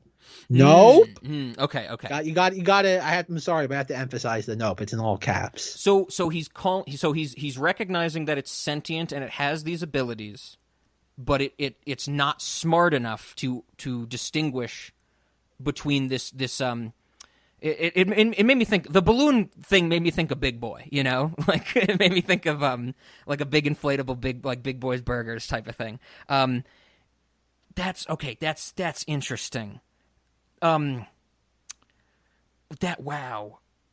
Like, okay. This broke Rob. I'm trying to think of the best example. Like, he has to know about, like, the way the animals don't understand mirrors, right? Like, he has to understand that, like, why will a bear attack a mirror? Because it thinks it's another bear. The movie even sets it up that this creature, this alien, is an animal. There's nothing in the movie that implies that it has the intelligence of a human. Like, what? God, that just seems so misguided. It's an animal. Like, maybe he gets upset that animals are stupid and they don't understand what, you know, mirrors are, you know? Maybe he's one of the people who gets upset that, you know, cats are afraid of pickles because they think they're snakes or whatever. Like, does he go, stupid cats are so fucking stupid, it's a pickle, it's not, or a cucumber, it's not a snake? Like, nothing in the movie. How did he take that this thing is smarter than people, or as smart as people? I love the idea of Logan Paul getting mad at his cat for being afraid of a mirror. I love the idea of that. That is pretty good. That is a fantastic faux scenario right there. That's beautiful. 10 out of 10. Once again, just another level of thought I don't operate on. That is baffling to me. It's okay. We got one more left in that. Okay, He's wrapping it up. I love Peele, I love the visual effects and aesthetic, but my thesis is I can feel him attempting to recreate the shock from Get Out in Us. Mystery, violent allure, and cinematic choices made for the sake of reaction instead of legitimate contribution to the storyline killed this movie for me. So when he's saying recreate to his other movies, does he believe that the other movies were just for shock? Is that what he's getting at? I'll read it again. Okay. I can feel him attempting to recreate the shock from Get Out in Us. Mystery, violent allure, and cinematic choices made for the sake of reaction instead of legitimate contribution to the storyline kill this movie for me. He thinks this movie is shock and awe, where he does not think that Get Out and Us did anything like that. Okay, maybe he's saying, I'm getting a little bit, maybe he's saying that there is some kind of shock factor to those other movies, but they at least were adding to the story that was given. That screams to me of the... something like that. That screams to me that he falls into the camp I was describing of, or the subset, I should say, of people going like, if you know, I didn't see a message in this movie, so there isn't one. So everything that happens in the movie is in and of itself vacuous. Which is a bummer. You would have to assume that's what he's getting at. Yeah. I don't fully understand that, but you know, but I think that's what we were saying this whole time. I've been saying this whole time. Yeah, but that concludes the Logan Paul thoughts on Nope. So strange. So I'm assuming, Zach, that you found this in your research by looking for reactions to Nope, and you don't regularly follow the polls. Yes. Okay. I do not follow the polls. Okay. Neither do I. I also don't have a Twitter. Interesting. Well, a lot of people are wrong. They can have their opinions. They can put as many dings on CinemaSins as they want. And I think the bummer of it all is, on a grander scale, something that we were saying before, that we just keep harping on this, that, when we boil it down to saying people are stupid, I think that's becoming more and more clear to me, is that, at least for me, I don't know, I don't want to speak for you, Zach, but when I say that I think people are stupid when, we have these discussions about movies, it's really that people don't want to discuss it. People want to have an immediate opinion to the content. They want to discard the content and move on to the next one. They want to use this immediate opinion for content, and they don't want to hash it out because, I'm not saying I would love to talk to any of the Pauls about this movie, but I would love to talk to somebody who had those same feelings and is willing to have a discourse about this so I could explain some of the things we laid out in this episode to them. And I think that's part of the reason we do this podcast, is because we like to give these opinions, and hopefully people can listen to them and have differing ones, and at least, engage in some type of discussion or acknowledgement that there are maybe, quite possibly, things they did not think of. I know there's things I probably didn't think of, which is a great reason. Shout out to Carlos, who's a listener to this. We've been going back and fucking forth over Everything Everywhere All at Once, and he's still very angry at me that I love that movie as much as I do. But that's more. We need more people like that. We don't need the people who are just going to say, these are my problems, done, thread locked, fuck you, I'm moving on to buying my next fake box of Pokemon cards. Good movie though. Great movie. So what happened with the fake Pokemon cards? There's a very niche market. Well, the content on YouTube and Twitch and stuff like that, there's a huge community, and streamers that don't even always do this, or content creators that don't always do this, have gotten into it. They will try and find like boxes of cards, Magic the Gathering, Pokemon is a huge one, Yu-Gi-Oh even, and they will open them on stream type of thing. And the really like big creators. So, like your Pauls, your Moist Critical, your Ludwig, and like your huge names. I don't think like Germa's done anything like this. But like the huge names, they will try and find like, which are in very limited resource, original like sets. So like the first set of Pokemon cards, or the first set of Magic the Gathering ever, like old Yu-Gi-Oh sets, like from when we played Yu-Gi-Oh, Zach. They will try and find boxes that are sealed and authentic, which you can imagine, you might think they don't exist, but some of them still do exist because people had the foresight of collection, They will try and find them and buy them and then sell off packs to make an insane amount of money. So I think Pay Money Wubby did it when he actually found an original, not the base set of Pokemon, but like the jungle set of Pokemon, and he did a stream where it was like, you can buy X many packs, but each pack costs like, $5,000 or something like that. And he'll open the packs on stream for content, and then, it'll be like, oh, like this person bought one pack. I'm going to open their pack now, and they get all these cards. But, we get the content for people watching it, because people have an insane affliction of, gambling, and opening packs of cards is gambling. And so Logan Paul, or Jake the Pauls, they seemingly came into the possession of an original Pokemon box, like base set of Pokemon, sealed. And they did this whole video where they finally got it from this seller. They went through this whole rigmarole of how the seller was verified. They thought it was authentic, but then they brought in this company to evaluate its authenticity. And it's sealed, so it's shrink wrapped. So they have to they bring in this company to be like, was it open and resealed? Like, there's things you can look for to see if it's legitimate or not. And in this video, the company said it was authentic. Like, they went through their checks, they explained it very thoroughly, and as these companies do, these validators do, I think they're very closely tied to card graders. You can send off a card to get it graded, like people do with their first edition Charizards and stuff like that. And the company guy was like, this is legitimate. Like, this is a real, we can, we think it's okay. Because there's a stipulation when the Pauls bought it that if they open it, they can't sell it back.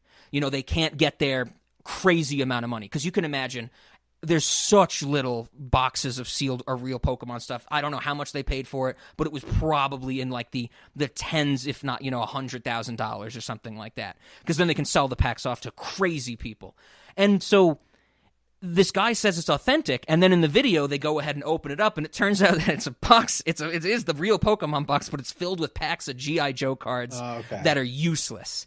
And once this happened, it was content. Everybody was like, oh, well, the initial reactions of the people that, saw this in real time, which I was thankfully not one of, because I like to think I have better things to spend my time on. People were like, oh my God, can you imagine, like the Pauls got scammed, they lost so much money, and they got fucking G.I. Joe cards in the video. I've seen some of the video, and it's like, there's like so devastated, and it like, Logan Paul is acting like, he's financially ruined, which is fucking bullshit, because that's adding to the drama where he's like, I spend my life savings on it. And it's like, go fuck yourself, And there's a lot of discourse after this from, other streamers and people who are in the industry, other companies who like check for authenticity and stuff like that, that they're like, this was a sham. This was faked. Like, he knew he had a fake box of cards, and this was all done for content. And that's basically the story. And I kind of trickled my thoughts on it. I at least my thought is that it's very disingenuous, and there's some belief that the person who said it was authentic, the guy from the evaluating company, was not in on it, and so by like the Pauls knowingly using a fake box that they passed off as real is ruined the reputation of this company, because no one's going to want to use them to evaluate these things anymore, and very disingenuous just for views, but like I always like to say, to all those people who to use one of my favorite examples, Zach, sorry, I don't want to lump you in here, to all those people who go, Impractical Jokers is stupid because it's all staged, my response is always, if anybody is in front of a camera and you're watching it, it's staged. Never believe it's real. You're a fool if you believe it's real. You took the words right out of my mouth. I was going to say, Rob, are you suggesting that this was all a charade? Yeah. And you know what? It's like people go, it's like, oh my God, like I say, I've seen way too much of Impractical Jokers, which I will admit. And people go, it's like, oh, that's so stupid, I can't watch it because it's staged. And they're like, it's staged, right? And I'm like, yes, I know it's staged. And it's still a racist, homophobic train wreck of comedy that I can't look away from, and I can't believe they've gotten away with it for 10 fucking seasons now. Great madness. Absolute madness. Absolute madness. But good. Nope is a good movie. You know what I say to Nope? Yes. Can I just give like I saw one, now I think about it, I saw one TV spot for Nope, or maybe like, oh, okay. Oh God, what would you want to call it? Like an ad in front of a YouTube video or some form of internet indulgence.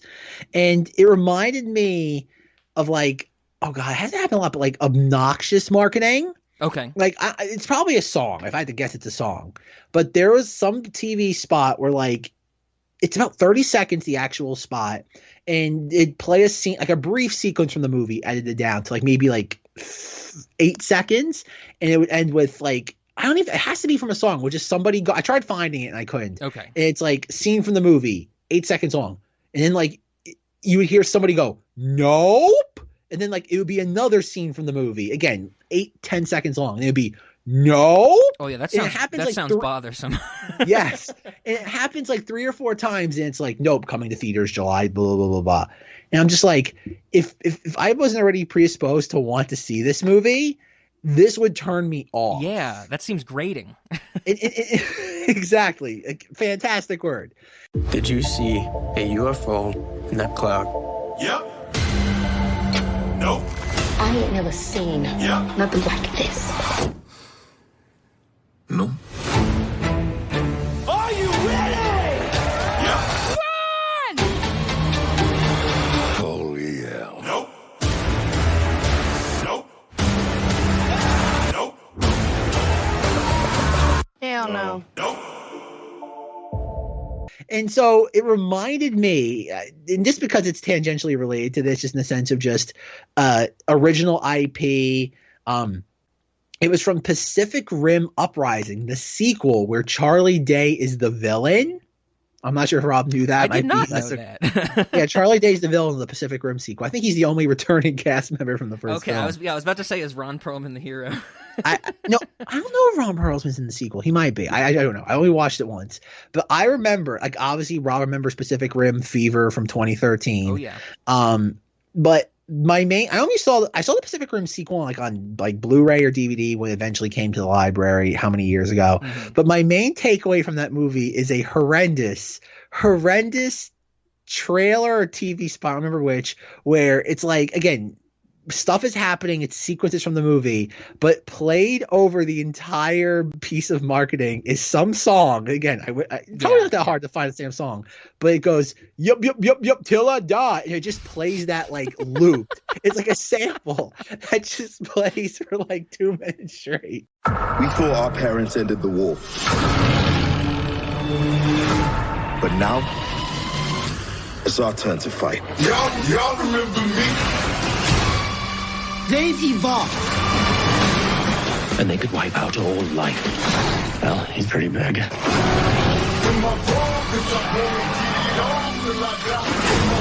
ready for this?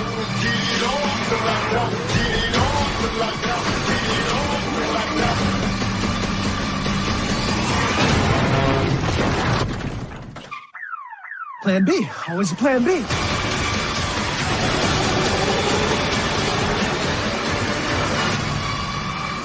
Rated PG-13.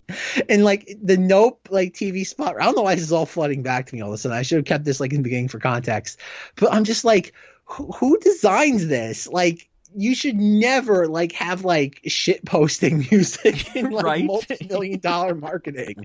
Like, no, like it seems like something that shouldn't have to be stated, but if the marketing plan has the word shit and posting in it, you probably shouldn't do it. Yeah, that's good. I'm actually glad you used the word shit posting, because that's perfect. Because when you were describing the like segment nope, it made me think of the Eli Roth Thanksgiving fake trailer. Yep. Yeah, which is shit posting. Oh my god! It's like, again, like we live in this really weird world where like we try to do things very, very by the book, and then we like have just chaos on the other side of the tracks. Oh man! All right, that's Rob. Weird. Anything else about Jordan Peele's Nope? No, I don't think so. I'm ready to get to questions and snacks, which is all right. It's so we can get it done before you have to go to bed, and it'll be perfect for me because I'm hungry and I'm going to eat something after this. So we'll end, when we end with snacks, it'll prime me up. Okay, good. All righty, Rob. Cinemoddities and/or late night movie. Oh God, I'm going absolutely to both. This is so I don't think I harped on it enough, or a lot maybe, in our conversation, but this is a very, very strange movie. Like I love the visuals. I love how kind of, like we talked about, it's most abstract movie. I think that makes it a cinemoddity. And I was, when I was answering my late night or thinking of my answer before we recorded, I was like, well, this is definitely something where, as you mentioned earlier, an experience I'd like to share. I'd like to, let this movie unravel on people. And I kind of was like, I thought about it, that's one of our, qualifiers for a late night movie. One of our rules that we've broken before, but of course, one of our mainstay rules for late night is that it has to be a first viewing for at least one of the parties. And since I want to do that with somebody eventually, and I got to do it with myself and others in that big room and want to relive that experience, it's an absolutely late night movie. So I'm going absolutely to both. This was a fantastic experience, and I didn't get to see it in theaters again. I don't plan to see it in theaters again because I think it is still playing in Fort Collins, but I got to go see other things like George Miller, which will have happened when this comes out. But I have to go yes to both. What do you think? Oh, absolutely. Cinemoddities, the one I'm a little more hesitant on. I'm going to say yes to both because it's a yes for Cinemoddities because it's at the blockbuster tier. I think if this was at the tier below there, I would be like, like it's trying a little too hard.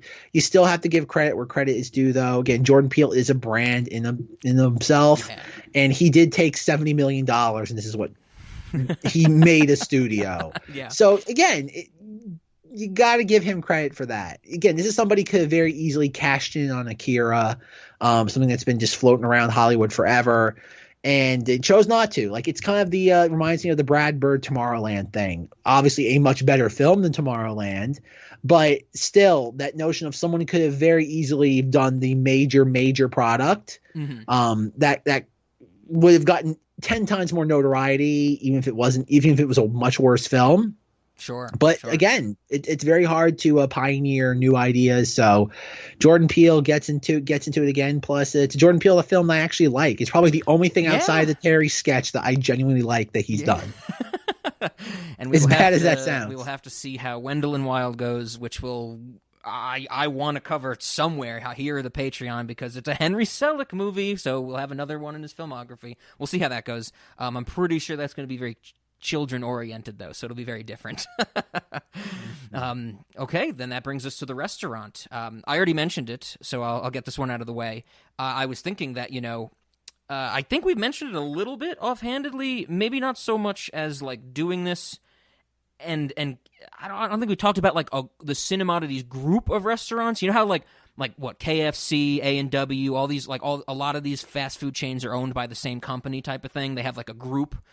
And so maybe we should start, if we don't already have it, the Cinemoddities group of restaurants, and we should purchase up the Copper Potts Cove restaurants in the Jordan Peele cinematic universe, and make them subsidiaries of Cinemoddities, because I like Copper Potts Cove as the idea. Also, I would assume Copper Pot is a reference to Chester Copperpot from the Goonies, but I don't know. That's just a guess of mine, because Cove ties in with the Goonies, and I love Chester Copperpot and the Goonies. That's like the thing I remember the most about the Goonies for some weird reason. So we should start that. Then I think you're gonna like this one, Zach. I don't think we have anybody. We have experiences and maybe not so much rides, but like activities for kids in the Cinemoddities portion of the restaurant. Like the bacteria petting zoo. There's other things in there. The heavy petting zoo. I don't think that's in the Cinemoddities portion of the restaurant. it's somewhere in the restaurant. Yeah. But specifically for the kids section, we have some activities. I don't think we really have any entertainers. I don't think we have any, we have walk around characters. Maybe some of them go into that part of the restaurant, but I don't think we have any specifically for it. But you could imagine that, you have maybe back in the day you have a guy in a cheap knockoff Barney costume comes in and entertains the kids, or the Chuck E. Cheese guy actually walks around every, hour and entertains the kids. I would as an entertainer for the Cinemoddities portion of the restaurant, Gordy. Legit, just Gordy? Just Gordy. And if maybe we shouldn't. Maybe it's a sign somewhere in that section, but a small sign that you shouldn't pop any balloons when he's out and about. For a second there, I thought you were gonna say we were gonna have a poor employee of the restaurant sit there, have to wear a giant tent contraption, pretend they're the alien, trying to suck up people. That would be pretty cool too.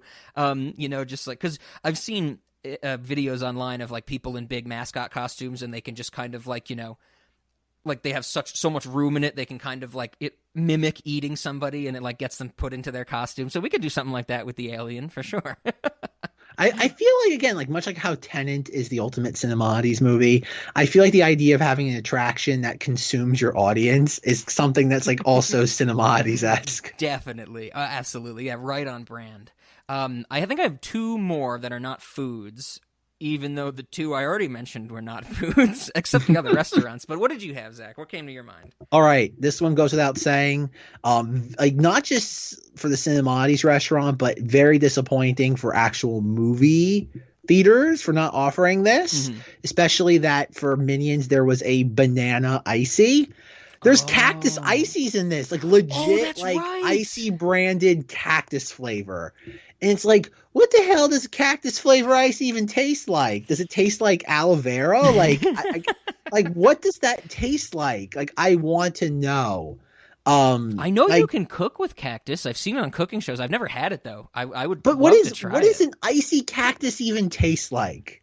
It's probably grass clippings and sand. It's probably just dirty ice with green food coloring. Is that what it is? That's my guess. A Jupe's Ranch. That's what it is. That's what it is. Okay. Oh my geez. All right, that's one that I definitely want. I love the idea of having just a pig somewhere, on a seal, not a ceiling, but just on the roof of some of the structure in the restaurant, sure, okay. Just chilling. Fantastic, weird non sequitur. Of all the weird stuff that happened there, why would there be a pig? On the roof? Very inexplicable, but very surreal. So I'll take it. And then just piggybacking off what you said. I think when it comes to the Gordy's chimp, that should be also what the Blade Runners are hunting as well. Ooh, like, I that's feel a like good once one. they've captured the Vox Lux animatronic, that's the next tier. That's a good one. Okay, I dig that. I get behind that for sure. And they're gonna fail because you can't tame the beast, of course. No. Beyond just the employee that's running around with like a giant like tent that's trying to like eat people, like doesn't actually eat people. It's just trying around, like chasing people around the restaurant trying to eat them. Like that's like keeps the kids in like line. Yeah. Occasionally. I'm gonna get ya. Ha. Okay. Anything else? No, I think that's okay. it food wise for me. Again, that cactus icy is like it's kind of brilliant. It's like so many that. like that should definitely have been one of the Logan Paul questions. Like, what the fuck is a cactus flavored icy taste like? Right. The last two are pretty quick. One I think is easy. You know those? I didn't look back in the spreadsheet to see if we have this, but it sounds so familiar we might. But if we don't, let's fucking get it in there. You know those booths that you stand in and it blows the cash all around you and you gotta grab it. Grab as much as you can. Of course, yeah. That, but with metal coins, inorganic material. Like you just stand in a booth and the fans are strong enough. Somebody's key. That's Keys. Rob. Yes. That's the lost and found. The lost and found. Like that's any of the hard perfect. objects that's what it is. And if you need to get your inorganic metal and stuff like that material from the lost and found, you have to play this booth game where the shit is very painful as you're going through it and try and get your stuff back. Exactly. Okay, Rob, you figured it out. Okay, the other one, I don't know if we have I don't know, I get this is where I was coming with it. You know when you go to a beach or you go to anywhere with sand, and some places have the little showers and foot spouts where you can you turn on the shower real quick to wash the sand off and stuff. So when you go back towards the hotel or the resort or whatever, you don't drag sand everywhere.